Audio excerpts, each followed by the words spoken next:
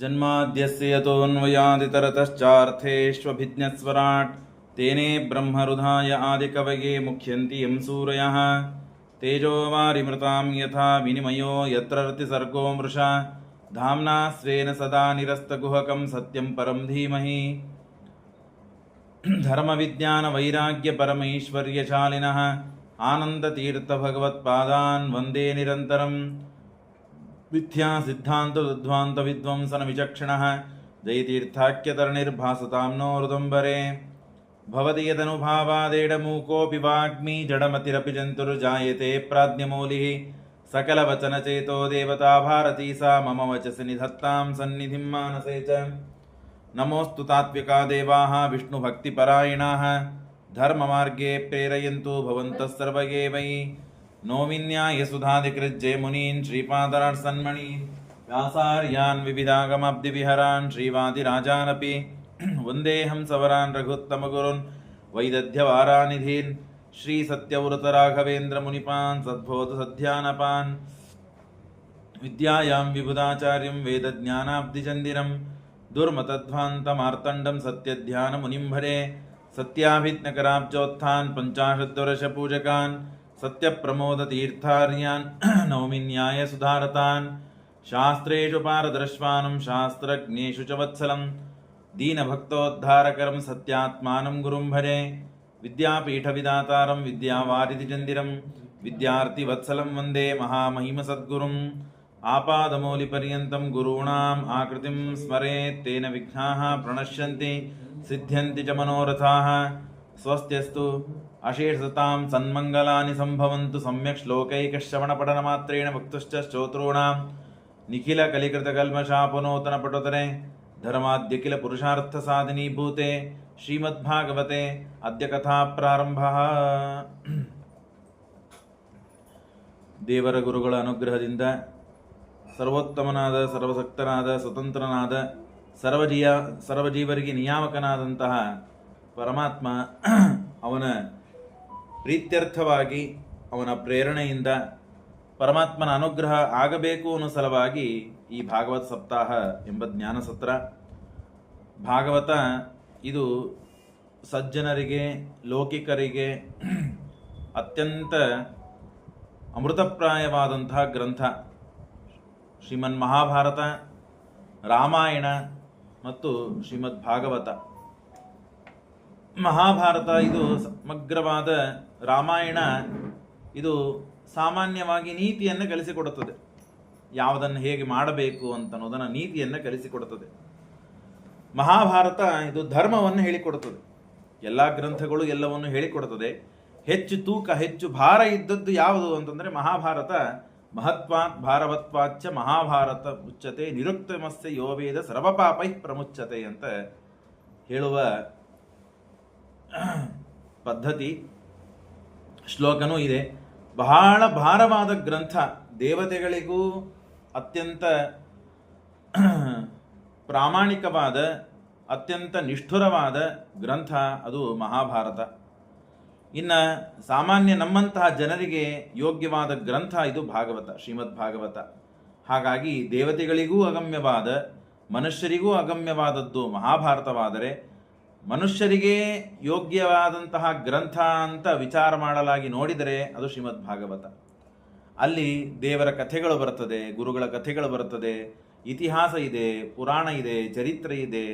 ದೊಡ್ಡವರಿದ್ದಾರೆ, ಸಣ್ಣವರಿದ್ದಾರೆ, ಶ್ರೀಮಂತರಿದ್ದಾರೆ, ಬಡವರಿದ್ದಾರೆ, ವಂಶಗಳಿವೆ. ಎಲ್ಲ ಶೇಖರಣೆ ಇಲ್ಲಿ ಶ್ರೀಮದ್ ಭಾಗವತದ ಗ್ರಂಥದಲ್ಲಿ ಆಗ್ತದೆ.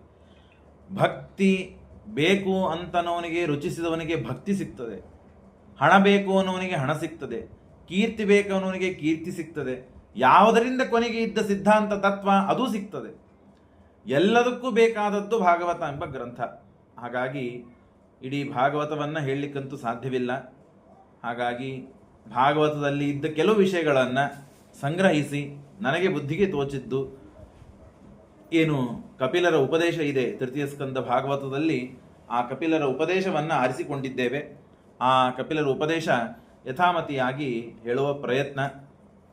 ಧೀರೇಂದ್ರ ದೇಶಪಾಂಡೆಯವರ 70 ವರ್ಷ ತನ್ನಿಮಿತ್ತ ಶಾಂತಿ, ಆ ಶಾಂತಿ ನಿಮಿತ್ತವಾಗಿ ಇದೊಂದು ಭಾಗವತ ಸತ್ರ ಆಗಬೇಕು ಅಂತ ಅವರ ಅಪೇಕ್ಷೆ.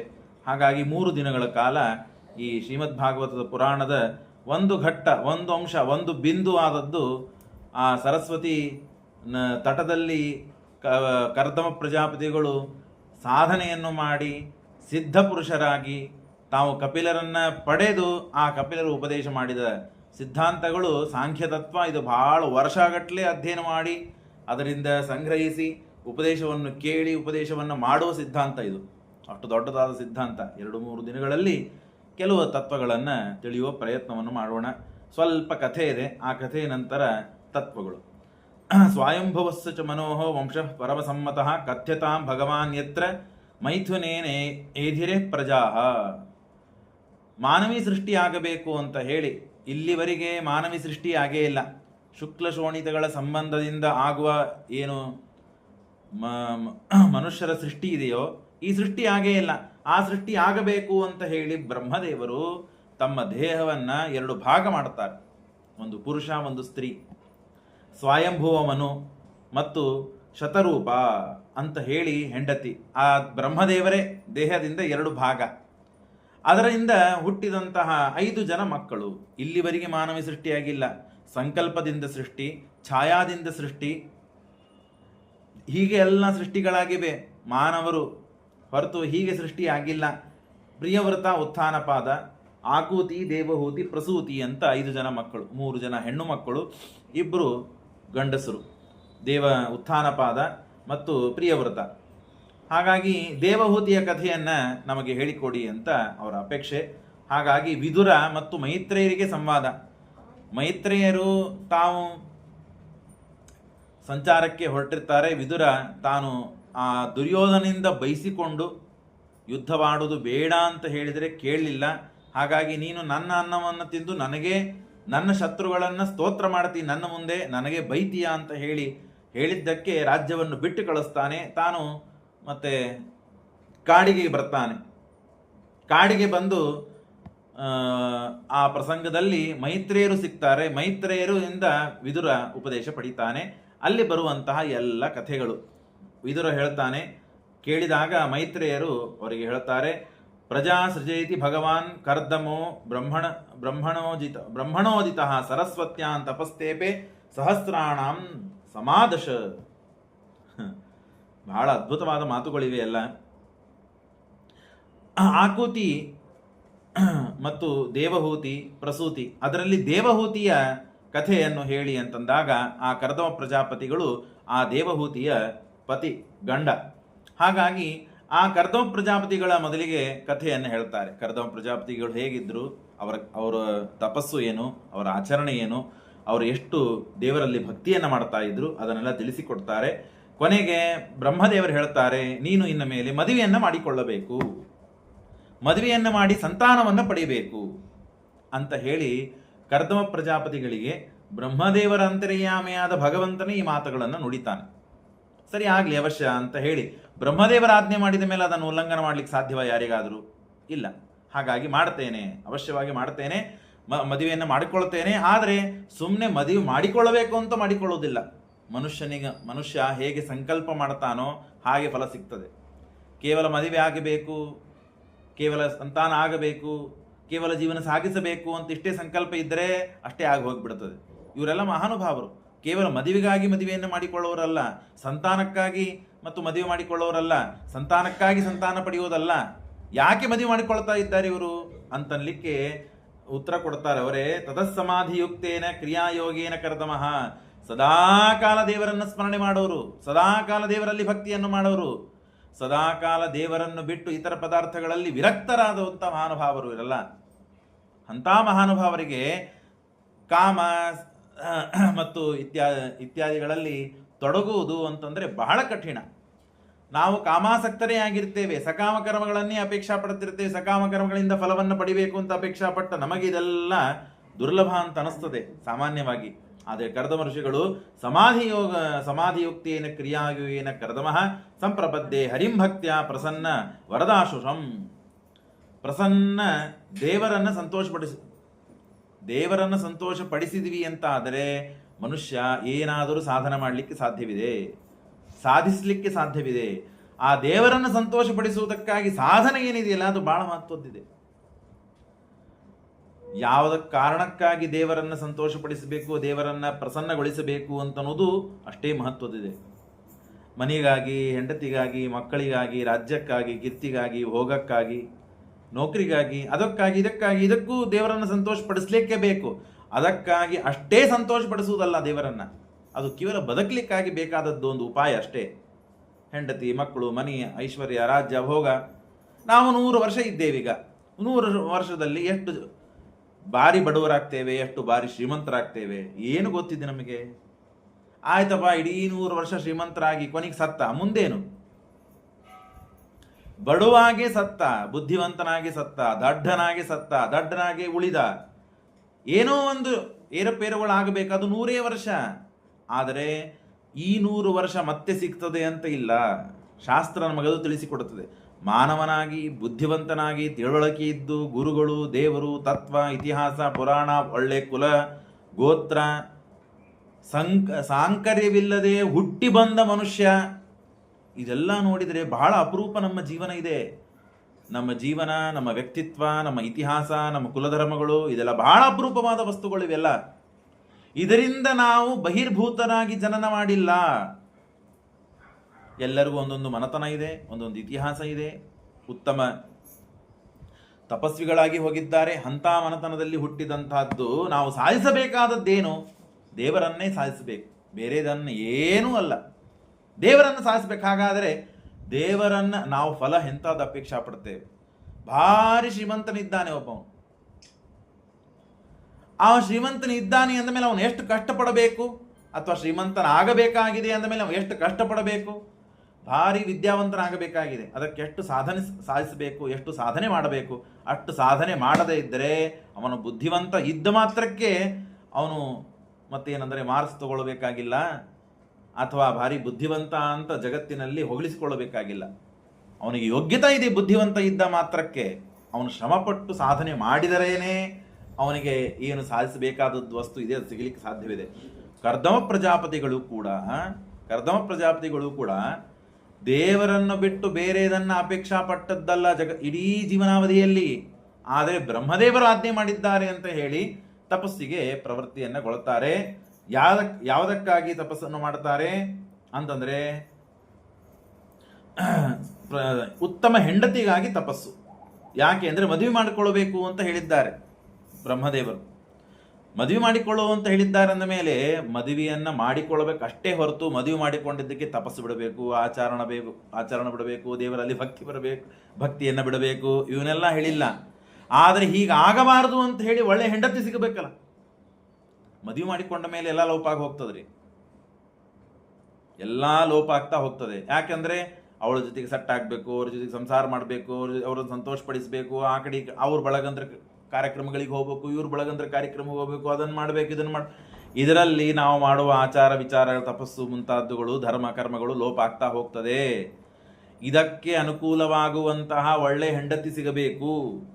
ನಾನು ಮಾಡುವ ಧರ್ಮ ಕರ್ಮಗಳಿಗೆ ಯಾವ ಚ್ಯುತಿಯನ್ನು ತರದೇ ಇದ್ದ ಉತ್ತಮ ಹೆಂಡತಿ ಬೇಕು ಅಂತ ಹೇಳಿ ತಪಸ್ಸನ್ನು ಮಾಡಲಿಕ್ಕೆ ತಾವು ಸಿದ್ಧತೆಯನ್ನು ಮಾಡಿಕೊಂಡು ಸರಸ್ವತ್ಯಾಂ ತಪಸ್ತೇಪೆ ಸಹಸ್ರಾಣಾಂ ಸಮಾದಶ. ಎಷ್ಟು ವರ್ಷಗಳ ತಪಸ್ಸು ಮಾಡಿರಬೇಕು ಹಾಗಾದರೆ ಅವರು ಇಂಥ ಒಳ್ಳೆ ಹೆಂಡತಿಯನ್ನು ಪಡಲಿಕ್ಕೆ? 10,000 ವರ್ಷ ತಪಸ್ಸು ಮಾಡಿದ್ದಾರೆ. 1 ವರ್ಷ ಅಲ್ಲ, 2 ವರ್ಷ ಅಲ್ಲ, 3 ವರ್ಷ ಅಲ್ಲ, 10,000 ವರ್ಷ ತಪಸ್ಸು ಮಾಡಿದ್ದಾರೆ.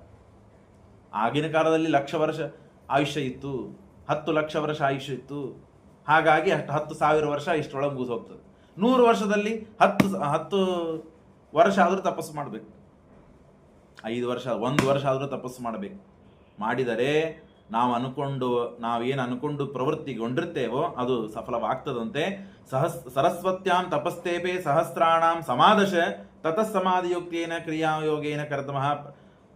ಇಷ್ಟಾದ ಮೇಲೆ ತಪಸ್ಸಿಗೆ ಮೆಚ್ಚಿ ಭಗವಂತ ತಾನು ದರ್ಶನವನ್ನು ಕೊಟ್ಟಿದ್ದಾನಂತೆ. ತಾವತ್ ಪ್ರಸನ್ನೋ ಭಗವಾನ್ ಪುಷ್ಕರಾಕ್ಷ ಕೃತೆಯಗೆ ದರ್ಶಯಾಮಾಸ ತಂ ಕ್ಷಾತ್ತಃ ಶಬ್ದಂ ಬ್ರಹ್ಮ ದದದ್ವಬುಹು. ಸ್ತೋತ್ರ ಮಾಡಿದ್ದಾರೆ ಕರ್ದಮ ಪ್ರಜಾಪತಿಗಳು. ಉತ್ತಮ ಹೆಂಡತಿ ಬೇಕು ಅಂತ ಹೇಳಿದ್ದಾರೆ. ಆಗಲಿ ಅಂತ ಭಗವಂತ ಅನುಗ್ರಹ ಮಾಡಿದ್ದಾನೆ. ಕಿರೀಟಿನಂ ಕುಂಡಿನಂ ಶಂಖಚಕ್ರ ಗದಾ ಪದ್ಮಗಳಿಂದ ತಾನು ಚಿಹ್ನಿತನಾಗಿ ಪರಮಾತ್ಮ ಆಕಾಶದಿಂದ ಗರುಡಾರೂಢನಾಗಿ ಪರಮಾತ್ಮ ಬಂದಿದ್ದಾನಂತೆ. ಗರುಡಾರೂಢನಾಗಿ ಪರಮಾತ್ಮ ಬಂದಿದ್ದಾನೆ. ಬಂದು ನಗತಾ ನಗತಾ ಹಸನ್ಮುಖಿಯಾಗಿ ಪರಮಾತ್ಮ, ನಿನ್ನ ತಪಸ್ಸಿಗೆ ಮೆಚ್ಚಿದ್ದೇನೆ, ಅವಶ್ಯವಾಗಿ ನಿನಗೆ ಆ ಫಲ ಸಿಗ್ತದೆ ಅಂತ ಹೇಳಿ ಋಷಿಗಳು ಅಂದರೆ ಕರ್ದಮ ಪ್ರಜಾಪತಿಗಳು ಸ್ತೋತ್ರ ಮಾಡ್ತಾರೆ. ದುಷ್ಟಂಬಾದ್ಯ ಕಿಲ ಸತ್ವರಾಶೇ ಸಂಸಾಧ್ಯ ತವ ದರ್ಶನಾನ್ನಃ ಯದ್ದರ್ಶನಂ ಜನ್ಮರೀಡ್ಯತ ಸದ್ಭಿಃ ಆಶಾಸತೆ ಯೋಗಿನೋ ರೋಗಯೂಢಾಃ. ಪರಮಾತ್ಮ, ನನಗೆ ನಿನ್ನ ದರ್ಶನವಾದದ್ದಕ್ಕೆ ಹೆಂಡತಿಯನ್ನ ಕೇಳಬೇಕು ಅಂತ ಅಪೇಕ್ಷಾ ನನಗೆ ಸರ್ವಥಾ ಇಲ್ಲ. ನಾನು ಆ ಕುಲದವನಲ್ಲ, ಆ ಪಂಗಡಕ್ಕೆ ಸೇರಿದವನಲ್ಲ. ಕೇವಲ ನಿನ್ನ ಅನುಗ್ರಹ ಅಪೇಕ್ಷೆಯಾದವನು ನಾನು. ಅನುಗ್ರಹಾರ್ಥಕ್ಕಾಗೇನೆ ನಾನು ತಪಸ್ಸನ್ನು ಮಾಡಿದ್ದು. ಆದರೆ ಬ್ರಹ್ಮದೇವರ ಅಂತರ್ಯಾಮಿಯಾಗಿ ಸ್ವಯಂ ನೀನೇ ಖುದ್ದಾಗಿ ನನಗೆ ಮತ್ತು ಆಜ್ಞೆಯನ್ನು ಮಾಡಿದ್ದಕ್ಕೆ ಆ ಬ್ರಹ್ಮದೇವರಿಗೆ ದ್ವಿತೀಯ ಸ್ಕಂದ ಭಾಗವತದಲ್ಲಿ ಬರ್ತದೆ. ಬ್ರಹ್ಮದೇವರು ಹುಟ್ಟಿದ ಮೇಲೆ, ಪರಮಾತ್ಮನ ನಾಲದಿಂದ ಕಮಲದಲ್ಲಿ ಬ್ರಹ್ಮದೇವರು ಅವತಾರ ಮಾಡಿದ ಮೇಲೆ, ಹುಟ್ಟಿದ ಮೇಲೆ ಬ್ರಹ್ಮದೇವರಿಗೆ ಪರಮಾತ್ಮ ಸೃಷ್ಟಿಯನ್ನು ಮಾಡೋದಕ್ಕಾಗಿ ಆಜ್ಞೆ ಮಾಡುತ್ತಾನೆ.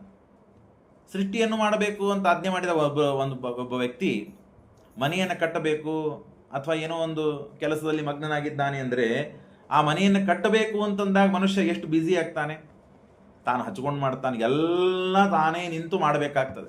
ಆವಾಗ ಸ್ವಲ್ಪ ತಡೀರಿ, ಇನ್ನೊಂದು 4 ತಿಂಗಳು, 3 ತಿಂಗಳು, 1 ತಿಂಗಳು ಮನೆ ಕಟ್ಟೋದು ಮುಗೀತದೆ, ಮತ್ತೆ ಎಲ್ಲದಕ್ಕೂ ಭಾಗವಹಿಸ್ತೀವಿ ಅಂತ. ಅಂದರೆ ಅಷ್ಟು ದಿವಸ ನನ್ನನ್ನು ಯಾರು ಎದಕ್ಕೂ ಕರಿಬೇಡ್ರಿ ಅಂತ ತನ್ನನ್ನು ನಾನು ಅದರಿಂದ ನಿವೃತ್ತನಾಗಿಬಿಡುತ್ತಾನೆ.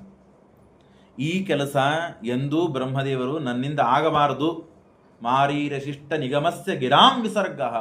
ವೇದ ಪಠನವನ್ನು ಮಾಡೋದು, ವೇದಾಧ್ಯಯನ ಮಾಡೋದು, ನಿನ್ನಲ್ಲಿ ಭಕ್ತಿ ಮಾಡೋದು, ಪಾಠ ಪ್ರವಚನ ಮಾಡೋದು, ಇದನ್ನು ಎಂದೂ ನಿಂದಿರದೇ ಇದ್ದಂತೆ ನೀನು ನನಗೆ ಆಶೀರ್ವಾದ ಮಾಡುವುದಾದರೆ ನಾ ಈ ಬ್ರಹ್ಮಾಂಡ ಸೃಷ್ಟಿ ಮಾಡ್ತೇನೆ, ಇಲ್ಲದೇ ಇದ್ರೆ ಮಾಡುವುದಿಲ್ಲ ನಾನು ಅಂತ ಬ್ರಹ್ಮದೇವರು ದೇವರತ್ರ ಈ ಮಾತನ್ನು ತೆಗೆದುಕೊಂಡ ಆದ ಮೇಲೆ ಬ್ರಹ್ಮದೇವರು ಬ್ರಹ್ಮಾಂಡ ಸೃಷ್ಟಿ ಮಾಡೋದಕ್ಕೆ ಒಪ್ತಾರಂತೆ. ಕೆಲಸಗಳಲ್ಲಿ ನಮ್ಮ ಮಾಡುವ ಆಚಾರ ವಿಚಾರಗಳು ಲೋಪ ಆಗಬಾರದು ಅಂತ ಬ್ರಹ್ಮದೇವರಿಗೂ ಚಿಂತೆ ಇದೆ ಅಂತ. ಬ್ರಹ್ಮದೇವರ ಮಕ್ಕಳು ಇವರು, ಹಾಗಾಗಿ ಇವರಿಗೇನಿರಬೇಕು? ಕರ್ದಮ ಪ್ರಜಾಪತಿಗಳು ಅದನ್ನೇ ವಿಚಾರ ಮಾಡಿದರು. ಮದುವೆ ಮಾಡಿಕೊಳ್ತೇನೆ, ಮದುವೆ ಮಾಡಿಕೊಂಡಾದ ಮೇಲೆ ಸಾಧನಕ್ಕೆ ವಿಘ್ನ ಬರಬಾರದು, ಇದು ನೀನು ಆಶೀರ್ವಾದ ನೀನನ್ನು ಮಾಡಬೇಕು. ಯದ್ದರ್ಶನಂ ಜನ್ಮರಿವೀಡ್ಯ ಸದ್ಭಿರ ಆಶಾಸ್ಥಿತೇ ಯೋಗಿನೋರ್ ಯೋಗರೂಢಾಃ. ನಿನ್ನನ್ನು ದರ್ಶನ ಮಾಡಿಕೊಂಡಿದ್ದೇನೆ, ಬಹಳ ಸಂತೋಷವಾಗಿದೆ. ಹಾಗಾಗಿ ಏ ಮಾಯಾತೆ ಹತಸೇದಸ್ತ್ವಾತ್ ಪಾದಾರವಿಂದಂ ಭವಸಿಂಧು ಪೋತಂ. ನಿನ್ನ ದರ್ಶನದಿಂದ ಆಗಬೇಕಾದದ್ದು ಸಂಸಾರ ನಾಶ, ಸಂಸಾರ ದಾಟ ಆಗಬೇಕು. ಸಂಸಾರವನ್ನು ದಾಟದೇನೆ ಸಂಸಾರಕ್ಕೆ ಬೀಳುವ, ಸಂಸಾರದಲ್ಲೇ ಇದ್ದು ಕುಸಿಯುವ ಹೆಂಡತಿಯನ್ನು ಕೇಳಿದರೆ ಏನು ಬಂತು? ನನಗಿದ ಅಪೇಕ್ಷಾ ಇಲ್ಲ ಸ್ವಾಮಿ. ಉಪಾಸತೆ ಕಾಮಲವಾಯಿತೇಷಾಂ ರಾಸೀದ ಕಾಮ ನಿರಸೀಪಿ ಏ ಸ್ಯುಹು. ಹಾಗಾಗಿ ಎಂಥವಳು ಹೆಂಡತಿಯನ್ನು ಕೊಡು ಅಂತಂದರೆ, ಸಂಸಾರದಿಂದ ನಾನೂ ಪಾರಾಗಬೇಕು, ನನ್ನ ಕೈ ಹಿಡಿದಿದ್ದಕ್ಕೆ ಅವರೂ ಪಾರಾಗಬೇಕು. ಸಂಸಾರದಲ್ಲಿ ದಾಟುವ ಹೆಂಡತಿಯನ್ನು ಬೇಕು, ಸಂಸಾರವನ್ನು ದಾಟಿಸುವ ಹೆಂಡತಿ ಬೇಕೇ ಹೊರತು ಸಂಸಾರದಲ್ಲಿ ಬೀಳುವ ಹೆಂಡತಿ ಬೇಡ ನನಗೆ, ಬೀಳಿಸುವ ಹೆಂಡತಿ ಬೇಡ ನನಗೆ. ಹೇಗೆ ಅಪೇಕ್ಷೆ ಇದೆ ನೋಡ್ರಿ, ಎಷ್ಟು ತಿಳುವಳಿಕೆ ಇದೆ, ಎಷ್ಟು ಸ್ಪಷ್ಟ ಇದೆ. ದೇವರು, ದೊಡ್ಡವರು, ಗುರುಗಳು ಬಂದಾಗ ಯಾವುದನ್ನು ಯಾವ ರೀತಿಯಿಂದ ಕೇಳಬೇಕು ಅಂತನೂ ತಿಳುವಳಿಕೆ ಇದೆ. ಇದೆಲ್ಲ ಅಧ್ಯಯನದಿಂದ ಬರುವುದು, ತಿಳುವಳಿಕೆಯಿಂದ ಬರುವುದು. ಉಪಾಸತೆ ಕಾಮಲವಾಯಿತೇಷಾಂ ರಾಸೀದ ಕಾಮಾನ್. ಹಾಗಾಗಿ ಆ ಎಲ್ಲ ಕಾಮನೆಗಳನ್ನು ಮುಂದೆ ಜೀವನ ಹಾಗೆ ಮಾಡ್ತಾರೆ.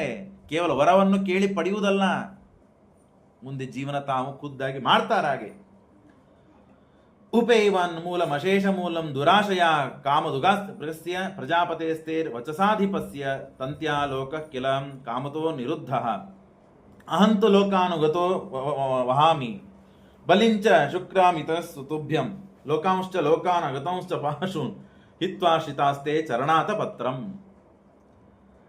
ನಿನ್ನ ಸಲುವಾಗಿ ಹೆಂಡತಿಯನ್ನು ಬಿಡುವುದುಂಟು, ನಿನ್ನ ಸಲುವಾಗಿ ಮಕ್ಕಳನ್ನು ಬಿಡುವುದುಂಟು, ನಿನ್ನ ಸಲುವಾಗಿ ಮನೆಯನ್ನು ಬಿಟ್ಟು ಬರ್ತಾರೆ, ನಿನ್ನ ಸಲುವಾಗಿ ಹಣವನ್ನು ಬಿಟ್ಟು ಬರ್ತಾರೆ, ಸಂಸಾರವನ್ನು ಬಿಟ್ಟು ಬರ್ತಾರೆ. ನಾನು ಹೆಂಡತಿಯನ್ನು ಅಪೇಕ್ಷೆ ಪಡ್ತಾ ಇದ್ದೇನೆ, ಏನಿದು ಅಂತ ನೀನೇನಾದರೂ ಭಾವಿಸಿ ಭಗವಂತ ನನಗೆ ಕ್ಷುದ್ರ ಅಂತ ಭಾವಿಸಬೇಡ. ನಾನು ಸಕಾಮವನ್ನು ಅಪೇಕ್ಷಾ ಪಡುವುದು ಏನೂ ತಪ್ಪಿಲ್ಲ. ಯಾಕೆ? ನೀನೇ ಆಜ್ಞೆ ಮಾಡಿದ್ದಿ, ಮತ್ತಲ್ಲೇ ತಂದಿಸ್ತಾರೆ.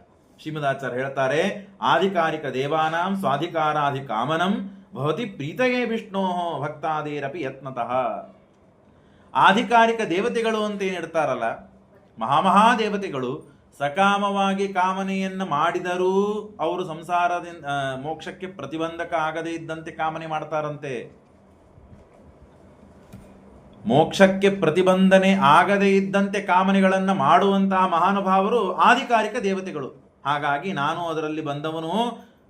ಇದರ ಬಗ್ಗೆ ಬಹಳೆಲ್ಲ ವಿಚಾರ ಇದೆ, ಇರಲಿ. ಅಂತೂ ಯಾವ ಕಾಮನೆಗಳನ್ನು ಮಾಡ್ತಾರೋ ಯಾವ ವ್ಯಕ್ತಿ ಮಹಾನುಭಾವರು, ಅವರು ತಮಗೆ ಪ್ರತಿಬಂಧಕ ಆಗದೇ ಇದ್ದಂತೆ ಕಾಮನೆಯನ್ನು ಮಾಡ್ತಾರೆ.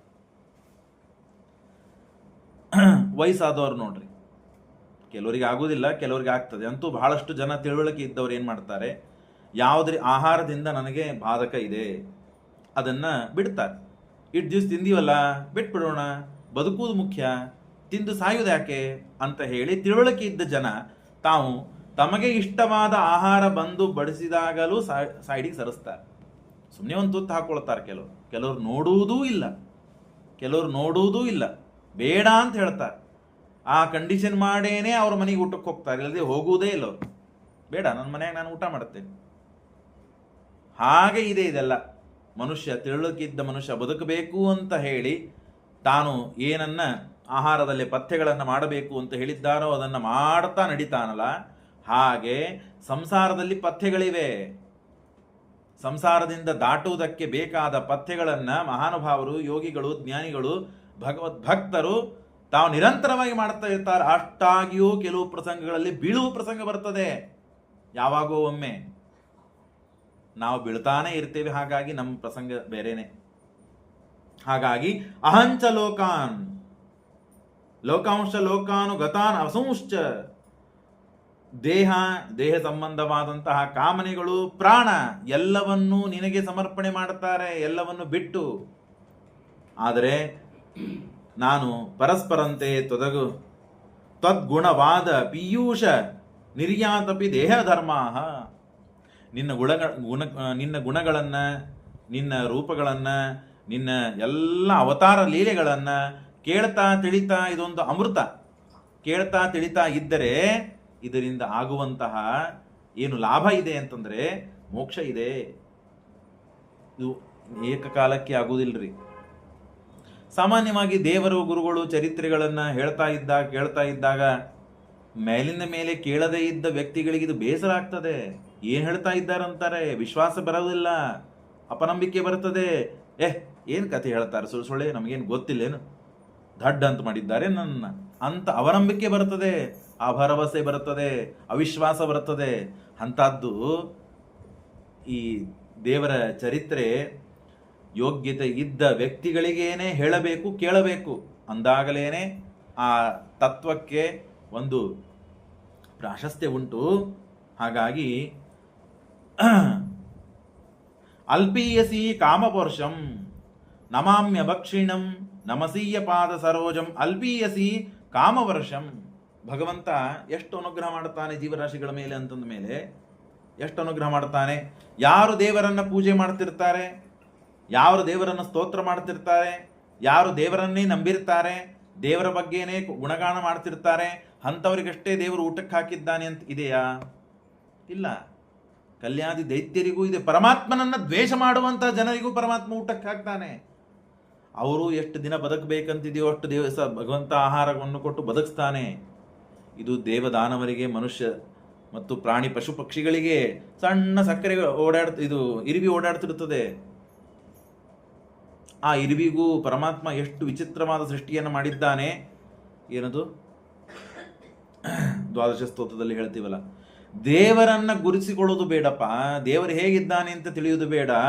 ದೇವರ ಮಾಡಿದ ಸೃಷ್ಟವಾದ ಪದಾರ್ಥಗಳಿವೆಯಲ್ಲ, ಪರಮಾತ್ಮ ಸೃಷ್ಟಿ ಮಾಡಿದ ಪದಾರ್ಥಗಳಿವೆಯಲ್ಲ, ಪರಮಾತ್ಮ ಜಗತ್ತನ್ನು ಸೃಷ್ಟಿ ಮಾಡಿದ್ದಾನಲ್ಲ, ಆ ಸೃಷ್ಟಿ ಮಾಡಿದ ಪದಾರ್ಥಗಳನ್ನು ತಿಳಿ ಸಾಕು, ದೇವರನ್ನು ತಿಳಿದಂತೆ ಆಗ್ತದೆ ನಿನಗೆ.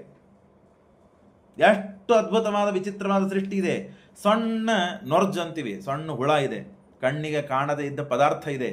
ದೇವರು ಅದಕ್ಕೂ ಬ್ರೇನನ್ನು ಕೊಟ್ಟಿದ್ದಾನೆ, ಅದಕ್ಕೂ ರಕ್ತ ಸಂಚಾರ ಮಾಡ್ತಾನೆ, ಅದಕ್ಕೂ ಹಾರ್ಟ್ ಕೊಟ್ಟಿದ್ದಾನೆ, ಅದಕ್ಕೂ ಕಿಡ್ನಿ ಕೊಟ್ಟಿದ್ದಾನೆ, ಅದಕ್ಕೂ ಸರ್ವಾಂಗಗಳನ್ನು ಕೊಟ್ಟಿದ್ದಾನೆ, ಅದಕ್ಕೂ ಪಚನ ಶಕ್ತಿ ಕೊಟ್ಟಿದ್ದಾನೆ. ಯಾವುದನ್ನು ಕೊಟ್ಟಿಲ್ಲ ಹೇಳ್ರಿ, ಯಾವುದನ್ನು ಕೊಡದೇ ಇದ್ರೆ ಅದು ಬದುಕ್ತದೆ ಹೇಳ್ರಿ ನೋಡೋಣ. ತಿಮಿಂಗಲಿಕ್ಕೂ ಕೊಟ್ಟಿದ್ದಾನೆ. ಜಗತ್ತಿನಲ್ಲಿ ಅತೀ ದೊಡ್ಡದಾದ ಪ್ರಾಣಿಯೂ ಎಲ್ಲ ಸರ್ವ ಅಂಗಗಳು ಉಳ್ಳದ್ದಾಗಿವೆ, ದೇವರ ಅನುಗ್ರಹ ಇದೆ, ಅದಕ್ಕೂ ಆಹಾರವನ್ನು ಕೊಟ್ಟಿದ್ದಾನೆ. ಸಣ್ಣ ಅತೀಯಾದ ಕ್ಷುದ್ರ ಸಣ್ಣ ಕಣ್ಣಿಗೆ ಕಾಣದೇ ಇದ್ದ ಪದಾರ್ಥಗಳಿಗೂ ಪರಮಾತ್ಮ ಸಮಗ್ರವಾದ ಅವಯಗಳನ್ನು ಕೊಟ್ಟು ಪರಮಾತ್ಮ ಅದಕ್ಕೂ ಆಹಾರವನ್ನು ಕೊಟ್ಟು ರಕ್ಷಣೆ ಮಾಡ್ತಾನೆ. ನಾವೇನು ಮಾಡ್ತೀವಿ, ಸಾಮಾನ್ಯ ಒಬ್ಬ ಶ್ರೀಮಂತ ತಿಳುವಳಿಕೆ ಇದ್ದವನು 10 ಮಂದಿ ಜನ ಪಾಠಕ್ಕೆ ಕೂತಿದ್ದಾರೆ ಅಂದರೆ ಯಾರು ಬಹಳ ಬುದ್ಧಿವಂತ ಇದ್ದಾನೋ ಅವನನ್ನು ಫೋಕಸ್ ಮಾಡ್ತೇವೆ, ಅವನಿಗೆ ತಿಳಿಸ್ತೇವೆ, ಸುಮ್ಮನಿರು ಆಮೇಲೆ ನಿನಗೆ ಹೇಳ್ತೇನೆ ಅಂತ. ಪಾಪ ಆ ದಡ್ಡಿರ್ತಾನೆ, ಸ್ವಲ್ಪ ಇದ್ದಿದ್ರೊಳಗೆ ತಿಳುವಳಿಕೆ ಸ್ವಲ್ಪ ಕಮ್ಮಿ ಇರ್ತದೆ, ಬುದ್ಧಿ ಕಮ್ಮಿ ಇರ್ತದೆ, ಅವನಿಗೆ ಸ್ವಲ್ಪ ನಾವು ಅವಾಯ್ಡ್ ಮಾಡ್ತೇವೆ, ಅವನನ್ನು ಬದಲಿಗೆ ಸರಿಸ್ತೇವೆ, ಇವನನ್ನು ಫೋಕಸ್ ಮಾಡ್ತೇವೆ. ಆದ ಮೇಲೆ ತಿಳಿದಾದ ಮೇಲೆ ನೀನು ತಿಳಿತೋ ಇಲ್ಲೋ ನಾನು ಸ್ವಲ್ಪ ನೋಡ್ತೇವೆ, ತಿಳಿಲ್ಲ ಅಂದರೆ ಬಿಟ್ಬಿಡ್ತೇವೆ. ದೇವ್ರು ಹೀಗೆ ಮಾಡಿದ್ರೆ ನಮ್ಮ ಪರಿಸ್ಥಿತಿ ಏನಾಗ್ತದೆ? ನಾವು ಮಾಡುವಂತೆ ಜನರ ಮೇಲೆ ಪರಮಾತ್ಮ ಹೀಗೆ ಮಾಡಿದ ಅಂದರೆ ನಮ್ಮ ಅವಸ್ಥೆ ಏನಾಗ್ತದೆ? ಬದುಕುವುದೇ ಕಷ್ಟ, ಸಾಧನವೇ ಕಷ್ಟ.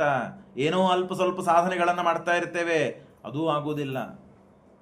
ಶ್ರೀಮಂತ ಇದ್ದಾನೆ, ಬಡವ ಇದ್ದಾನೆ, ಶ್ರೀಮಂತರಿಗೆ ನಾವು ಬಹಳ ಮರ್ಯಾದೆ ಗೌರವಗಳನ್ನು ಕೊಡುವಂತೆ ಬಡವರಿಗೆ ಮಾಡೋದಿಲ್ಲ. ಹಾಗೆ ದೇವರು ಮಾಡಿದರೆ, ದೇವರನ್ನು ಆರಾಧನೆ ಮಾಡೋರಿಗಷ್ಟೇ ದೇವರು ಬಾಪ ನನಗೆ ನೈವೇದ್ಯ ಕೊಟ್ಟು ಹಾಗಾಗಿ ನಾನು ನಿನಗಷ್ಟೇ ಊಟಕ್ಕೆ ಕೊಡ್ತೇನೆ, ಉಳಿದವರಿಗೆ ಮಾಡಿಲ್ಲ ನೈವೇದ್ಯ, ಹಾಗಾಗಿ ನಾನು ಕೊಡೋದಿಲ್ಲ ಅಂತಂದರೆ ಬಹಳ ಕಠಿಣ ಇದೆ.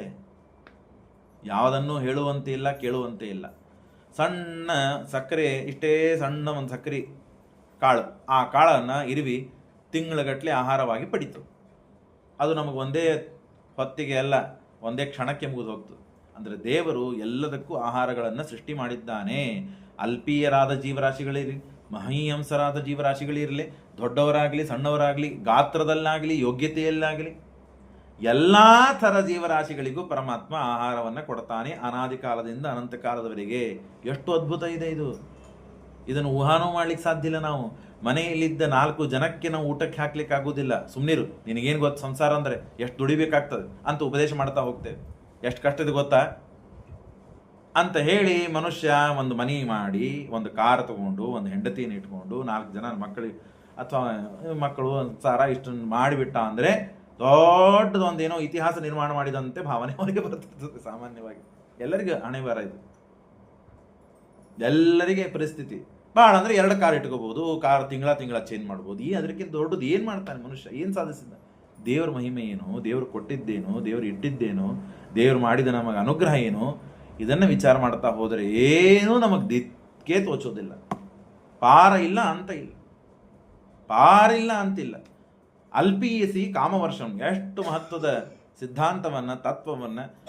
ಸಣ್ಣ ಜೀವರಾಶಿಗಳಿಗೆ ದೇವರೇನಾದರೂ ಅನುಗ್ರಹ ಮಾಡೋದಿಲ್ಲ ಅಂತ ಕೈ ಎತ್ತು ಬಿಟ್ಟಿದ್ದ, ನಾವು ಮಾಡೋದಿಲ್ವಾ? ಹಾಗಾದರೆ ಸಣ್ಣ ಅಂಗಡಿ ಅಲ್ಲಿ ಕ್ವಾಲಿಟಿ ಸಿಗೋದಿಲ್ಲ ರೀ, ಇಲ್ಲಿ ಚಲೋ ಕ್ವಾಲಿಟಿ ಇರ್ತದೆ, ಇಲ್ಲಿ ಕಮ್ಮಿ ಕೊಡ್ತಾರೆ ರೀ, ಇಲ್ಲಿ ಜಾಸ್ತಿ ಕೊಡ್ತಾರೆ, ಭಾಳ ರೊಕ್ಕ ಇಟ್ಟದವರು, ಹೋಗೋದಿಲ್ಲ.